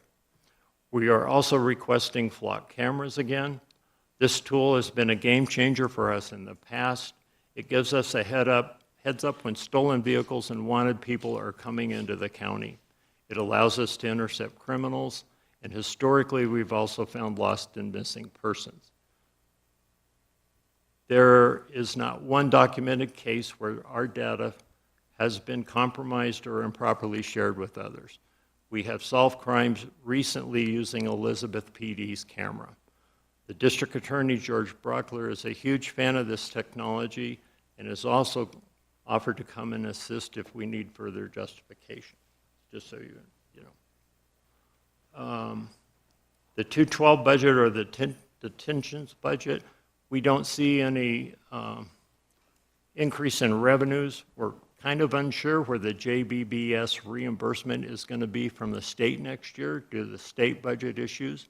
We typically see about $145,000 in funding to offset our mental health expenses in the jail. This expense picture is increasing mostly due to an increase in the cost of health care for the inmates in our custody. There are no capital requests in 2026 as all the jail doors have now been replaced and most all locks have been upgraded or in progress of being upgraded. The original locks and doors had to be replaced with a different brand because the original company was out of business and we could not find parts. As far as the jail medical contract, we do have a nurse in the jail 10 hours a day, 7 days a week. We have a behavioral specialist that's there for 40 hours a week. We are also required, for those that we have had incarcerated, if they're addicted to illegal narcotics, we are required to give them medically assisted treatment or a MAT program so they can get out of our jail and make it to their next doctor's appointment and still have medication. So our jail staff deals with a multitude of different individuals, from murder suspects, sexual assault suspects, of which we have 6 major sexual assault suspects in custody right now. There's another one that we are working on getting transported out of the state of Washington. He's accused of sexual assault on a child by violating a 17-month-old kid. We will have 7 sexual predators in our jail awaiting trial. It's epidemic out here. Some of the other items that are over budget were due to the SWAT vest and the ballistic shields we ordered in 2024 that didn't arrive to 2025. You're all aware of that. We had an overage in some of our accounts. I do believe we will meet the budget goals on the program level. We also requested some additional equipment mid-year this year that were approved, but there was no budget amendment. I believe we're going to get through the end of the year and we're still going to be under budget overall, as far as I can predict right now. Our personnel requests for the future are extensive, but previous requests have seldom been approved. There were no requests last year due to the political climate, as it was quite negative at the time, and the previous commissioners due to the sheriff's lawsuit. So Sheriff Norton believed it would be fruitless to even put in any requests for people last year. You will see 2 corporal positions that we plan to promote. There are, we have no supervision from 2 a.m. to 6 a.m. This is a bit of a liability, but we do have an on-call sergeant and an on-call captain. This would allow us to have a training position for future sergeants. They get the opportunity to deal with personnel issues, complete evaluations, guide and mentor newer deputies under the guidance of the sergeants and captain and hopefully a future lieutenant. This is an hourly bump and not a new position. We are also asking for another detective. Our current staff in investigations is stretched very thin. We have so many persons crimes that many property crimes are not properly addressed. We have an abundance of sexual assault on children cases. As I said, it's epidemic. These cases take a priority over a burglary or a theft call. Many cases and thousands of images need to be viewed by the investigator on these sexual assault cases. Just keeping up with the daily caseload that needs investigative assistance is time-consuming. The complexity and the needs from the district attorney's office are ever increasing, requiring more time and follow-up. We are bringing this suspect I just told you about from Washington State probably next week. The paperwork had to be presented through the Attorney General's office to the governor, and the governor signed the extradition warrant. That's just another task that investigators have to complete. Another sergeant in the jail is necessary. For more balance, we only have one sergeant, and we have 7 days out of the week. That sergeant is now covering all 7 days of the week. We're requesting another detentions deputy as well. The sick time, the injury, training, vacations cause the supervisors to constantly juggle schedule. On occasion, we need to transport prisoners to the hospital, doctor's appointments, dentist appointments, or take transports all across the state. Detention covers not only the jail and prisoners, transportation of prisoners, medical stays. Sorry, my cursor keeps jumping here. When people enter the facility, they have to be searched for weapons and contraband. That's for the court system. We also have to have deputies in court cases as well. So they do that with 18 people right now. They cover 24 hours a day. They juggle a lot of different duties. With the process continuing with the proposed new evidence facility, we are requesting a part-time evidence custodian. Our previous custodian, who is still assisting with this and other duties, is now our Human Resources Director. She will need to get this responsibility off her plate. She is absorbing all Sheriff's Office employees from the County Human Resources and will be responsible for HR function for 60-plus people. We are requesting a total of 4 additional patrol deputies. We are trying to address the additional call load that has been occurring over the last several years. We will likely distribute them to our patrol teams on days and swings, many times single deputies responding to potential dangerous calls alone, such as a domestic. There shouldn't be less than 1 deputy going to a domestic. But there's times we just don't have people. If someone should call for help and need emergency assistance, it's typically another law enforcement agency, and that's 20 to 30 minutes away on a good day. State Patrol doesn't have anyone usually on the road after 7 p.m.? They are very shorthanded as well. We are requesting 2 additional deputies to handle nothing but traffic. Our biggest complaint that we get is traffic issues. It's speeding, it's reckless drivers, it's everything else. Right now, if we can address it, we address it. We want to assign 2 people to the traffic function only. Their only job would be to investigate accidents and address these speeding issues and address other violations and write tickets.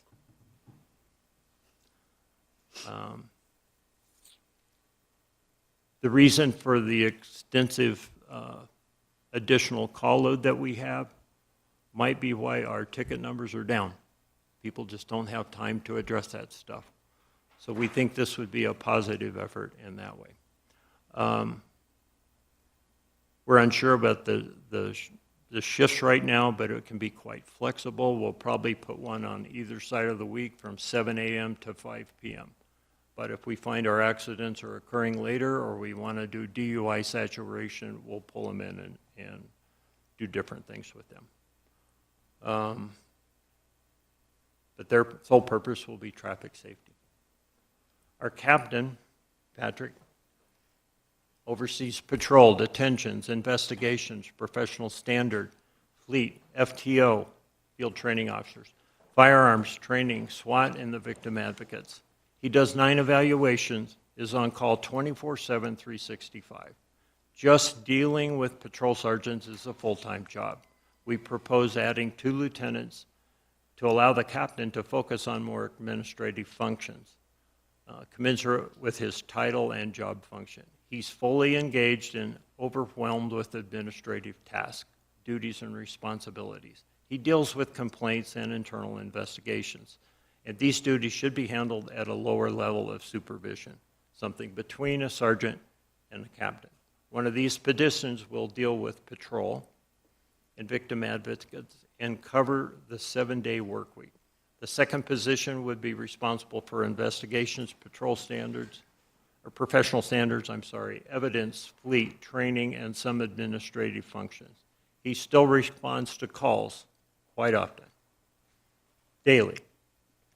And in fact, he was the first on scene of our most recent deputy-involved shooting, which came in as a domestic. And yes, he ended up engaging the suspect and was on administrative leave due to the shooting, as was another sergeant and a K-9 officer.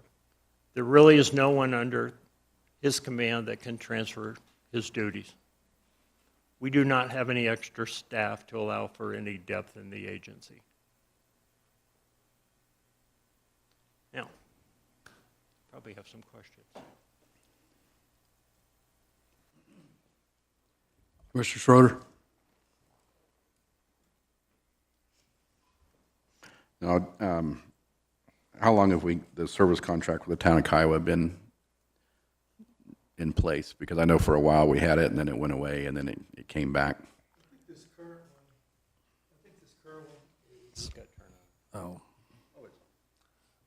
current one is ending year 2, beginning year 3. Okay, and they're fulfilling their end As far as I so know. far? Yes. Okay. We did a full RFP process on that last year because we thought the price they proposed was too high, and it wasn't. Okay. No, I understand all the things going on, so we'll have discussions on it. That's all I have. Okay, so I had a question on the stop sticks, paramedic bags, and on the shields that you need now. Is that stuff that we could order this year, or is that stuff that we could take out of the 26 budget and go ahead and get that now? The paramedic bags will run about $10,000. That right now is just $5,500 because there's just one deputy. We're still waiting on the second guy to accept our offer. He's quite extensively trained in medical issues. He's also very adept in OEM issues as well. So he's going to be a great add to our department. So right now I could probably swing that $5,500 for one car, depending on this other guy takes the job or not. The shields, I think we should wait for them for next year. Okay. There's some that are still ordered that have been back ordered, so they're still coming towards the end of October. And the other thing was Stop sticks. the stop sticks. We have currently enough right now, but we use them occasionally, so I think those should probably wait till next year as well, because we have so many additional pieces of equipment you approved this year. Is that me? Must be my voice. There was so much additional equipment that you all approved this year that we're still waiting to get in. I know we ordered sniper rifles, which are in. Our deputies are going to training next month. And then we ordered some additional SWAT equipment that is not here yet, that we have not paid for yet. So in trying to keep the bottom line, I would advise against that. Okay. Just want to see if there's something of urgent need. Commissioner Buck? Just a comment, it's some heavy lifting with the requests, for sure, we're all aware of that. I'm looking forward to trying to get you guys caught up as best we can, so that going forward, we don't have this, kind of like what Monty said about the vehicles. Some heavy lifting needs to be done as far as the vehicles, and then going forward, he anticipates maybe 5 vehicles a year instead of 11 and 11 and those kinds of things. And once we get you guys squared away and situated, it'd be nice to see that where, hey, we need another position this year. Or we need, we need 5 vehicles, and it just kind of tapers down, and it's a gradual thing instead of all of a sudden spiking like this. So that's unfortunate. And I guess we'll have a lot of discussion about it in the next few months, and we'll see where it goes. I know we meet usually usually weekly, bi-weekly with Fleet just to discuss those issues. They do a great job. Nikki takes really good care of our cars, but he can get overwhelmed, and they've started putting additional mechanics on our vehicles to keep up with them.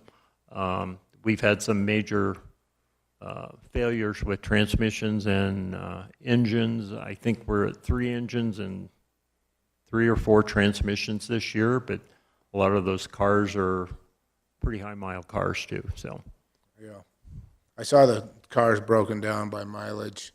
And I think the lowest one was 134 or something. I mean, it was, they're all up there a little bit for sure. We've got 1 or 2 170, 180,000 miles that are still in use. I saw that. Now, I asked those guys what their thoughts were on the 120,000 miles and, repairs versus replacement and different things. And the only reason I bring that up, and I understand they take some abuse, but by the time you upfit them, you're adding that additional cost, and then you use them a few years, and we're not getting a lot of use out of those vehicles, it seems like. I mean, I guess they're hard miles, to be sure, but they come and go, and we got to go through this process on a continual basis, but it'd be nice to be able to keep them on the ground longer because of that upfitting cost. And, of course, the depreciation and everything else that goes along with that. But any other thoughts on that?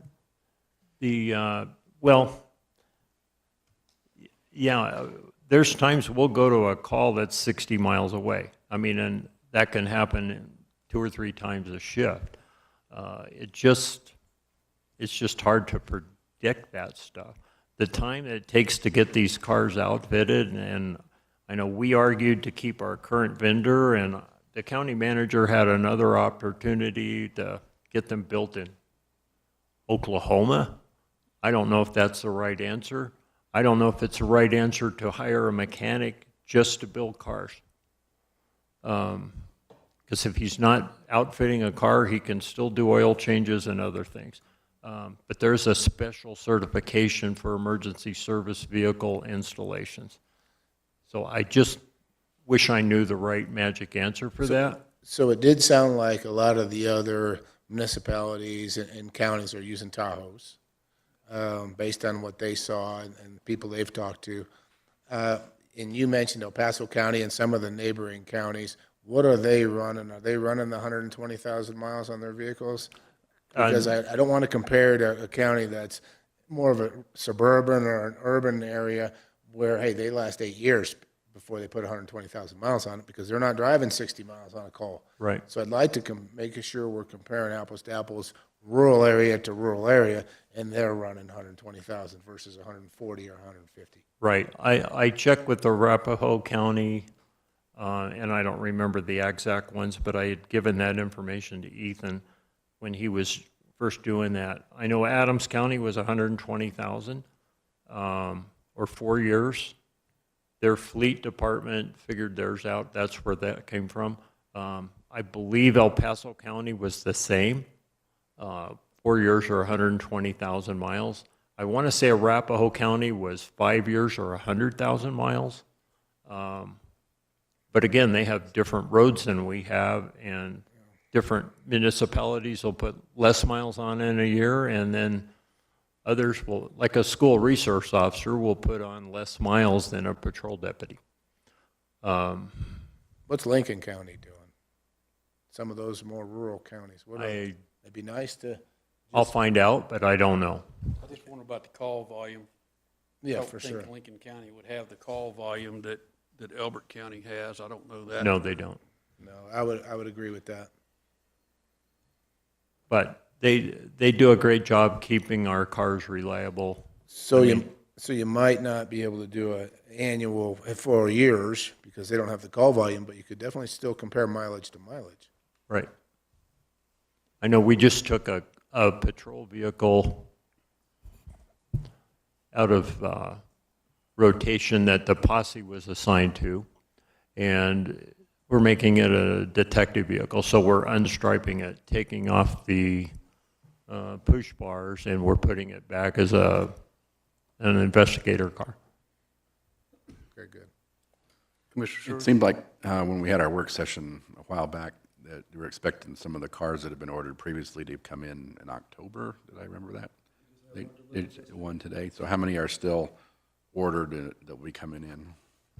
I think all the cars that have been ordered are in Denver. It's just, we were told as early as today that we have a car going to be in the sheriff's conference, is the last car of the 2025s. And that's in January of next year. So we're anticipating getting all the others delivered to us before then. Okay. And that number, I don't remember what the number would be on I that. think we have 8 more coming, 8 or 9. Any other questions, Commissioners? No, sir. Gentlemen, any other comments? No, as far as cars, I mean, we would really ideally like to say we're going to order 8 a year for the next, so you don't have the spikes in the budget to deal with, because I know spikes are no fun, but ideally if we could find a way to do that and get them built efficiently, that would be the ideal. But it's just hard to say. Different guys will put different amounts of miles on based on their shift or, you know, their activity level and their call load. Gotcha. 8 sounds much better than 14. So. Thank you, gentlemen. Appreciate it. Good job. Very good job. Appreciate the job you're doing out there keeping us safe.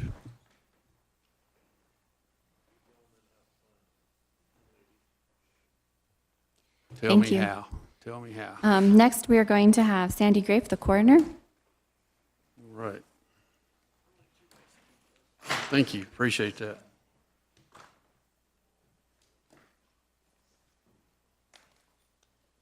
Hello. See ya. Sandy, you'll have to turn your mic on. Probably bend it down a little bit so that it'll pick up your voice. Do I want it to? I don't want mine to pick up my voice, but I get pointed at or waved at every time it doesn't, so. Oh, okay. Well, I obviously don't have near as much talking to do as the last two groups. I'm so I've happy asked about for a that. 3% raise. That's because at the end of the year, next year, we'll have to send somebody to new coroner school. And at this point, they're saying between 5,000 and 8,000. So I put in 5,000 and that's it. You stayed very flat. So you put in 5,000 for training, right? Mm-hmm. And then you asked for a 3% increase? No. Yeah. That's. It's included. Includes the It's five. included. 5,000 I got it. is the 3%. I got it. I'm trying to help you out here, Sandy. Come on. Well, you can add more. I mean, I have no idea about like the autopsy budget, where I'm going to be. I never know.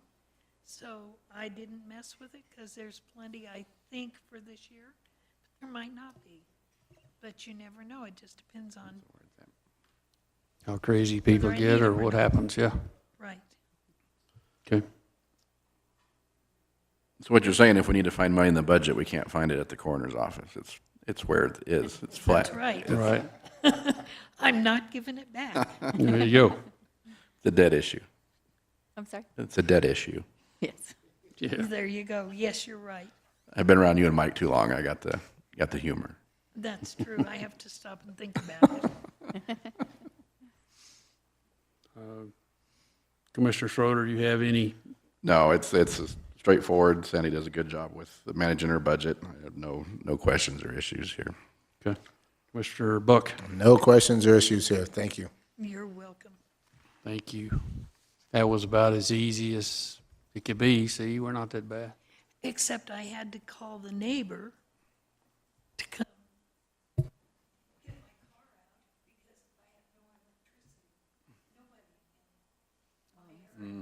It should be back on. I got a text. It should be back on. It's still not? Oh.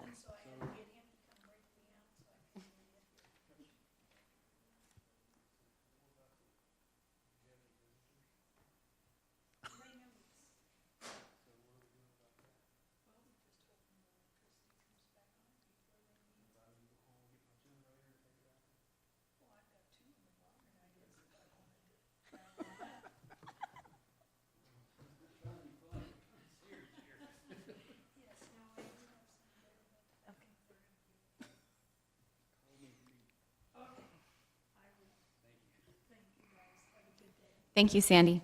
Next, we're going to have Mary Anderson start with 4-H and Fair. She was able to make it today. Hello. Good, how are you?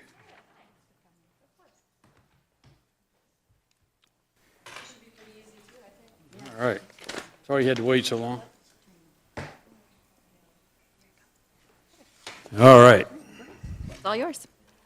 Yeah, so our budget looks pretty similar to last year. We're just asking for a couple of increases for the 4-H Fair Fund, just to increase some of the awards that we need. And for the Extension Office, adding some additional funding for more overtime for Tillin and Lori in the office. They work countless hours, and a lot of times the overtime doesn't even touch it. And so this year, with the onboarding of myself and the new 4-H agent, we're asking for a little bit more in that arena, as well as funding for a minimum wage part-time position as kind of a volunteer wrangler, as that's really essential to our program. We do have the third largest 4-H program in the state, which deserves a lot of recognition and also some funding allowances there. So That's good. it's the feel-good part of the county. That sounds good. Yeah. Commissioner Schroeder, any questions? Yeah, sir? I guess my question is more for Tiffany on this. 515 4-H Fair, it's combining the fair. No, Does so Elbert- this is to pay for some of the judges and the awards. The actual fair itself is out of 525 Okay, and has that's a what I- separate budget. Okay, that's what threw me there. No, other than that, I have no questions. Okay, Commissioner Buck?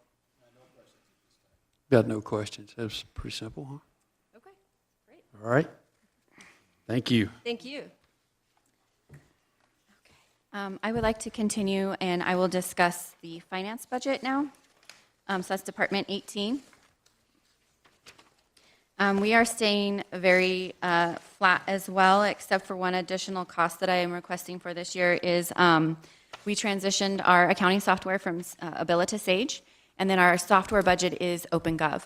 We have to have a chart of accounts basically reestablished so our softwares can talk to each other, and we can get up-to-date information in our budget system, which it was previously with Abila, and that's $30,000. So that's the major increase in finance budget this year. Okay. The other budget that I would like to speak to you about is the DA's budget. That would be Department 170. Get that up there for you. Of course, the district attorney, so we're transitioning still from the 18th to the 23rd. The additional costs are still coming in. My connection with the 23rd, Jeffrey Ulrich, he's been in contact with me. He's thinking that cost could be closer to 1.15. I currently have 1.1 in the budget right now. So that could go up another $50,000 depending on the requests that come through from them. So as I get that information, I will obviously keep you guys updated. I don't know that there's much, obviously, that we can do on our end with those costs. And then last, I have the Veteran Service. He is at conference, so he was not able to make it in, Matt Peters. His budget is staying very level as well. He's actually getting a little bit more revenue from the state this year because of the way that they're paying out for the reimbursements that they're doing. But other than that, he's keeping his expenses the same, other than just a little bit of training, because the training is not being covered by the state anymore. We're having to take that on as the county, Okay. but also very much staying flat. Pretty flat. Can I ask a question that's not about that? Sure. Since we don't have anybody else in the room waiting? I think we're waiting on building. Building, okay. Sheriff's Office didn't address LEAF. They did not. I don't know if I can even find it back, going backwards now. I thought it was closer to the front when I saw it earlier. It's actually very close to the back. Is it?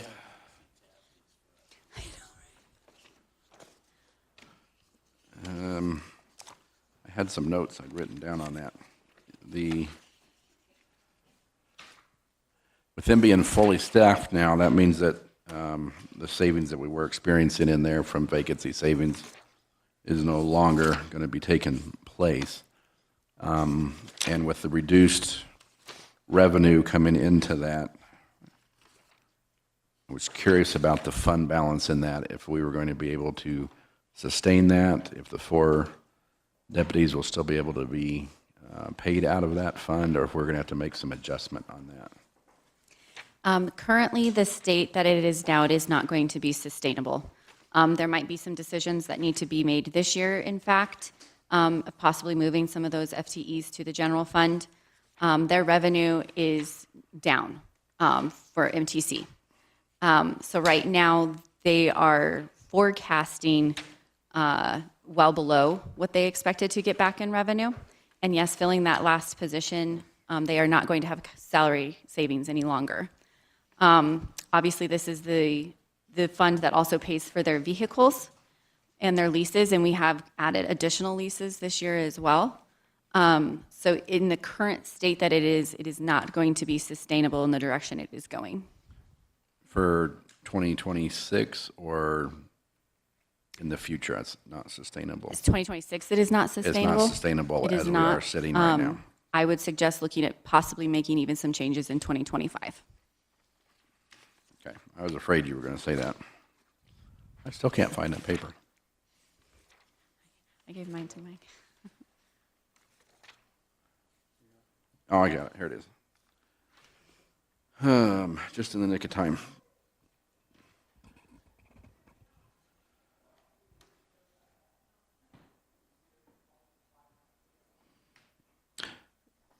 And their debt service there is on the vehicles. Correct.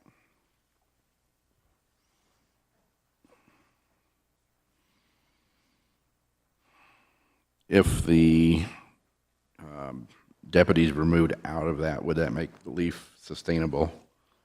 It would make it more sustainable, yes. And if they could increase their MTC revenue, absolutely.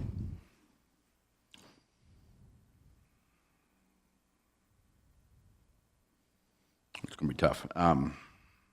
Okay.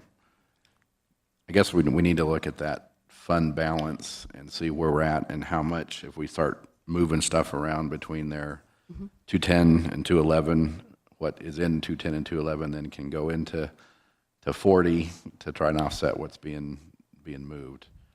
Okay. There's going to be some shuffling that's going to have to take place on that. Yes. Well, we do have to be careful with what expenses we put into MTC since it is technically for. Yes. Yes, okay. Yeah, I know we can't just put anything in there. It's Right. limited. Okay, thank you. All right, with that now, we'll bring Rob Dana up for the building department. Hello, sir.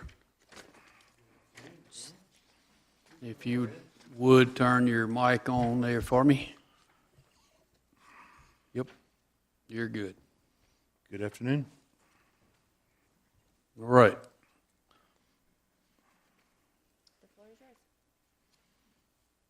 He's like, what? I was told that I was going to be asked some questions. Okay. How much can we cut out of your budget, Ralph? Well, it's looking better so far because the removal of safe build. So that's a huge bonus for us. I think the decision was a wise decision. Hiring the full-time employees, obviously at a much cheaper rate than what we were paying safe build. That was a massive benefit. Pull the mic a little closer to you. Sorry about that. If you can't hear yourself, then it's not loud Okay. enough. So. So yes, hiring the full-time employees was a major, major benefit for the budget for us, for the building department. Okay. I think there was a concern that if I can remember correctly if I can remember the question is why is the revenue less? And that was because it's basically, the simple answer is the economy. Our revenue depends on, I think, 100% on the economy, on what they want to build, and so there's nothing more we can do about that. Understood. Commissioner Schroeder, do you have any questions, sir? Just curious how you came up with that number of, I know it's a guess to a certain extent, what the market's going to do next year, but what kind of evaluation took place to say it's going to be 600,000 less over 500,000 less, or? I think if I remember correctly, Cindy ran the numbers for the quarter, and she just basically averaged it out for the 4 quarters. So she took all the building permit numbers and just averaged it out. And For what's this is happened in 25? Yeah, the first quarter of 25, yes. Okay. Seems reasonable way of coming up with that.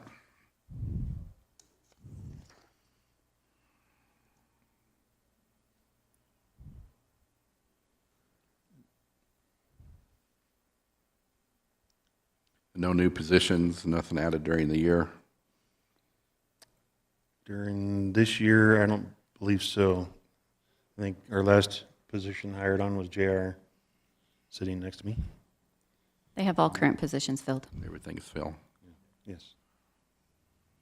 As you stated, we're going to be saving money by not using safe built anymore, so. Yes, yes. Okay.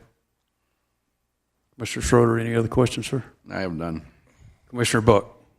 No questions. Good to see, though. Thank you. Good to see you guys, too. Yep. I got a list Gentlemen? of questions. Let me flip my page here. Okay. I'm kidding, man. I got a question. Thank you, sir. Appreciate it. Absolutely. Y'all have a good day. You too. Take care. And just before he runs off, I just wanted to make sure you all are aware, he started his chief building official certification process, which is 3 different tests. He just passed his first one yesterday. So. Congratulations. Yeah, very good. Very good. Thank you. So Yeah. I'm a third of the way there. All right. Yes. Good job. Thank you. Next, I have Jennifer Jones with the Community Development.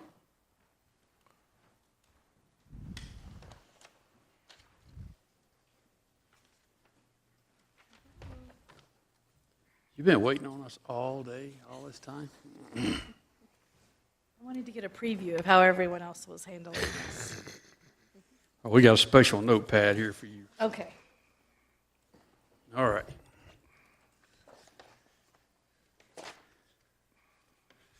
Let you kick it off, whoever wants to take off. Good afternoon. Good afternoon. My first budget process with you, so bear with me. Just make it fast. For our 2026 budget, we were trying to have some dollars available for potentially updating the regulations. That's something we've talked about extensively. The potential of updating the housing needs assessment. That was done in 2022. I do need to confirm with the county attorney, but my understanding is that there is a state mandate that be updated either in 2027 if it was approved by DOLA previously. I've not been able to confirm that, but I have reached out to them. So if it was confirmed, we have until 2027, and if it wasn't, I believe we need to do a new one in 2026. So trying to work through that and get that figured out and finalized. Okay.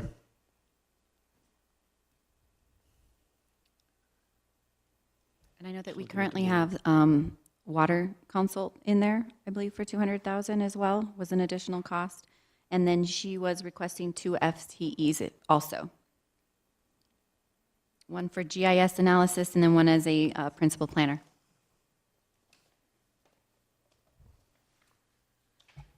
These are included in the numbers that we have before us? They are not. The water consultant or the Water FTE? was. The water was. Okay, what would a water consultant do?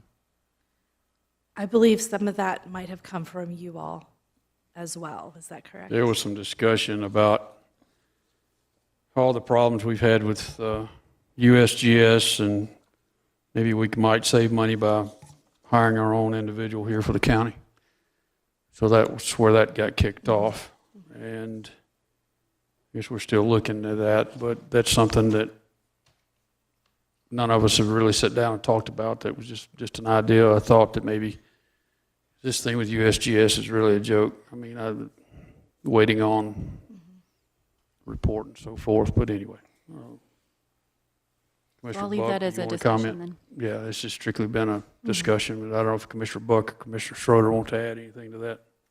Well, I'd like to add something real quick. So the idea is really that the GIS position has never really been addressed for services that are completed outside of the assessor's office. There's a whole list of tasks that GIS analysis and planning goes into, services for things like emergency management or fire department, or even if the citizens needed something done.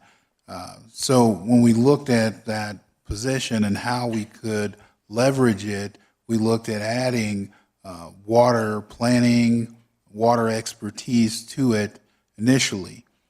What we found is that we haven't been able to find the right fit yet, but if we continue searching, maybe we will.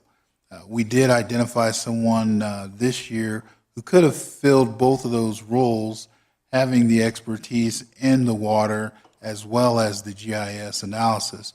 Unfortunately, when it came time to actually fill the position, there were additional questions and requests that come up that were unforeseen.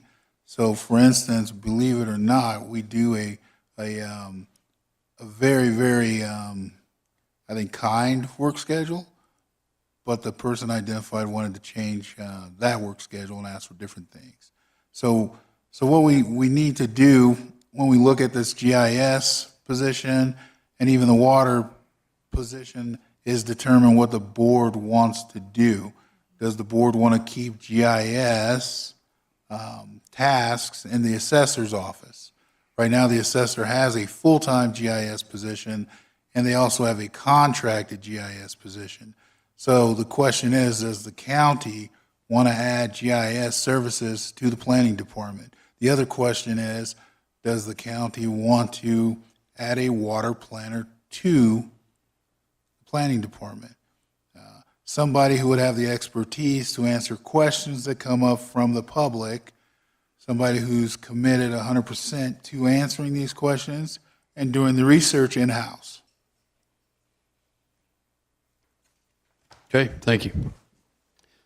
Commissioner Schroeder, do you have any questions? How much is the GIS contractor contract for? I'll have to look up that number and get it to you. It is very nominal what that is because it's basically as needed. It's something that we didn't want to lose the expertise of the person who was leaving the position, that had served in the position for years. We want to bridge the gap and give the new person who now fills that role the opportunity to get some of that subject matter expertise from the person that had retired and left. So basically, it's as needed. So it wouldn't be just a wash of replacing? Yes. It'd be more. This would be more expensive to create in-house. One of the other ideas I thought of was to train somebody in-house and get them certified in GIS, which basically would amount to our director in that role, identifying a member of the staff that's interested, and getting them the training they would need, which the last time I checked, some of the community colleges in the area offer the training around $3,000 or $4,000 for the basic first level certification, and then the advanced, more robust package was at $8,000. So both of those combined would be $13,000 roughly to get the basic and advanced training for one FTE, as opposed to hiring someone else to do it. But again, really, I would like to hear from the board at some point in time what you would like to do with GIS. Are you okay with leaving it in the assessor's office and not messing with it, and giving additional funding to the assessor's office to cover additional training needs and to pay for the contract moving forward? Or do you want to place the position somewhere else? Sometimes the GIS analysis is also placed in the IT department. So that's another place that a lot of places outside the county are utilizing for GIS because of the technical role involved with it. So it could either go in the planning department under our planning director, or it could even go under IT, under our IT director. So just something else to consider when you think about this request. Where do you see it? Where do you want it? Or do you think everything is fine as it is right now and there's no need to mess with it? I would like to hear from Jennifer, her thoughts, since it could potentially affect your department. What are your thoughts? Sure, I think with a GIS employee, we could certainly provide additional services and additional analysis. Certainly it depends on, right, how far we want that to go, whether that's planning specific or whether that's a county-wide service that probably influences where that person should reside. So, and I don't think there's a perfect answer. I think it. Well, even a they're all options. countywide service has to report to someone. Sure. So, no objection to having them report to you in your department? We could do that. So Sure. that it sounds like we have quite a few options. We have the assessor's office, we have IT, and we have your department. I think there's definitely planning components that could benefit from GIS, absolutely. And if it were as robust as it is in some areas, you can create it as its own standalone. For instance, right now, I know the county is trying to figure out what they want to do with survey. Sometimes survey and GIS go together as well. So just another thing to think about as you decide what you want to do with this.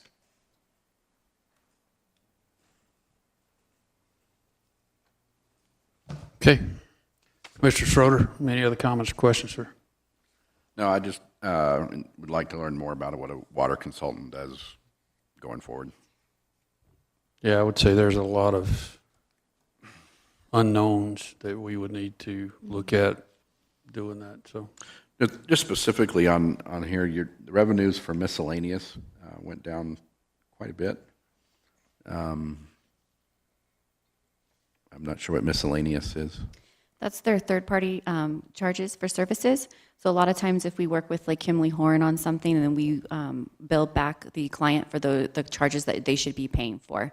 So they're expecting less of those charges being accrued by us and then having to recoup by the client. Okay. And program revenue? So that's anything to do with planning. Just a reduction in the amount Correct. of applications? And that's based off of this year's projections as well. We are forecasting low. Okay. Is that it, sir? I think. Okay, Commissioner Buck. Yeah, I'd like to add and just kind of comment on what Dallas questioned in regards to the water component. That evolved from our conversations with USGS when I learned that, and I think we all learned, that they weren't a consultant for us, and their role is strictly to measure the wells and report the data. And I was looking for direction to say, hey, we've lost some different wells from the program. Where should we where do you recommend we put new wells? And they weren't forthcoming with any suggestions, any advice, other than, we don't know and we're not going to tell you. And all we do is report data. Well, the collection of the measurements isn't that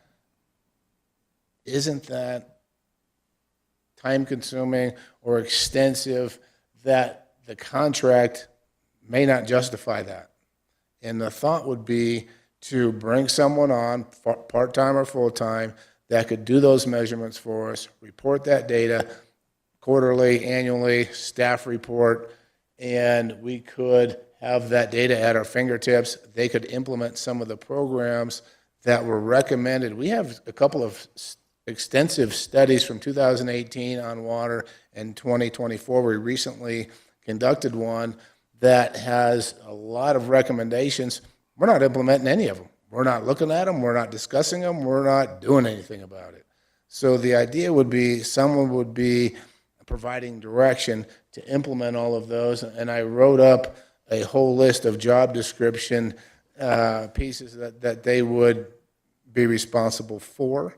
But the good part about it is if we got the right person, we could potentially cancel that contract with USGS, and the savings would then help pay for a staff member and offset that cost. So it's not, hey, we're going to go hire an additional water specialist. Hey, we're going to save the money in-house to hire someone that can give us some direction and some advice and some expertise. So that would be that. But I have a bunch of other job description things that they would do already written up. I'd be happy to share when we discuss this further. Okay. All right. I don't have any questions. Thank you. Next, we'll have Darcy Bolding, Director of Human Services.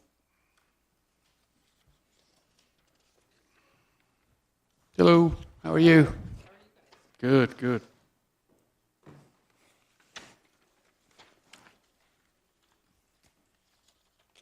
We're boring. So. That's good with me. Yeah, that's pretty boring. Yeah. One thing that we did discover when we were prepping our budget, Teresa Claus is our finance manager, and Teresa took over in March full-time, or April full-time when our previous finance manager retired. Got to pull your mic up a little close. I'm sorry. They're all waving their hands at me over here like, now whoa. can you hear me?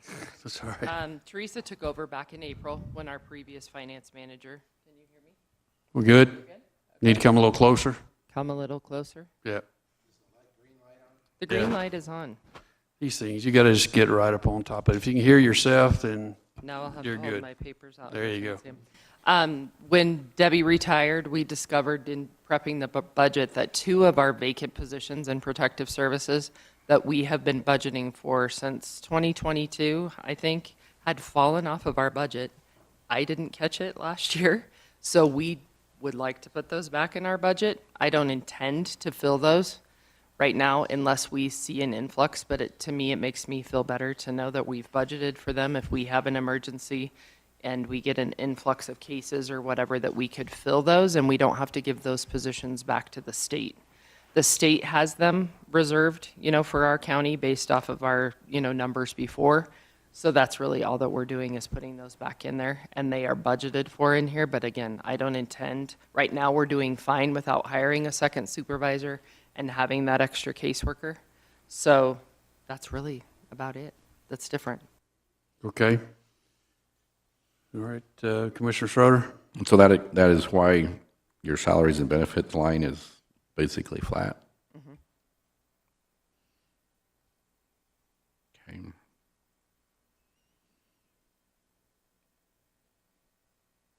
Makes sense. Good All job. right. Commissioner Buck? Did you just explain why the services and charges went up 47%, and I didn't catch that? Last year, our former finance manager, she was putting it as an 80-20, if you'll remember, and I do not like that, so I put our budget back to 100% so that you're seeing what's actually coming in and what's actually going out. The 80-20 was just the 20% of what was covered by the state. Our MOEs and the county share. I don't like that. I like to show you guys what we sent to the state. Yeah, for sure. So this matches perfectly what we sent to the state. So that way, Thank somebody, you. if I get hit by a bus, somebody can come in and say, I know what this budget is. Okay, thank you. Appreciate it. Any other questions, Commissioner? No, sir. Sir? Simple enough. I don't have any questions. Thank you. All right. Thank you.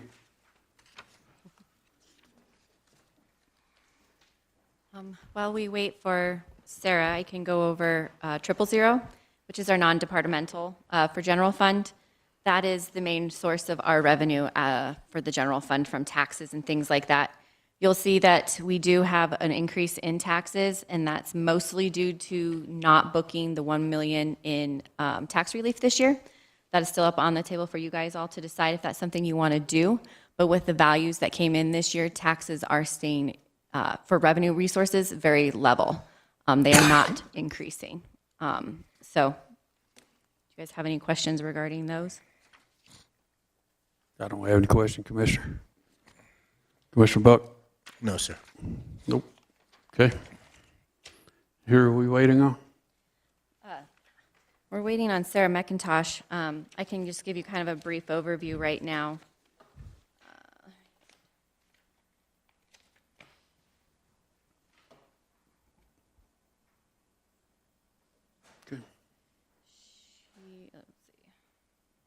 Her budget was actually staying fairly level as well.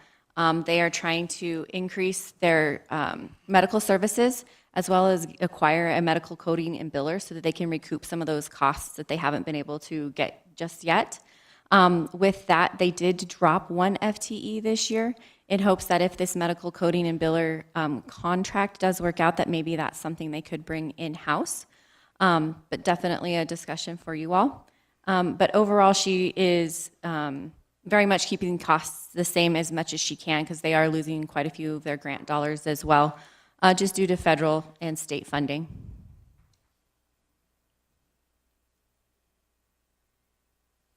Commissioner Schroeder? Do you know offhand, and maybe we need to wait for Sarah on this, if the medical services being offered, are they at a break-even point yet on that, or are they still being subsidized? We will need to confirm with Sarah on that. Okay. Commissioner Buck? Okay, I don't have any other questions.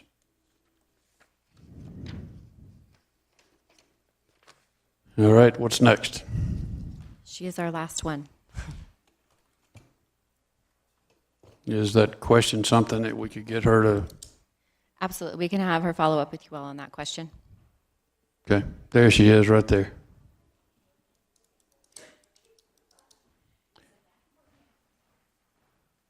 We got one big question for you.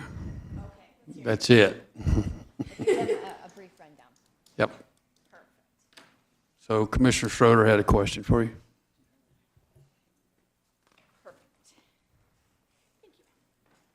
We've already gone over all your stuff, so we're good. We're ahead of time. Perfect. Am I on, or do I need to push it? You're on. You're on.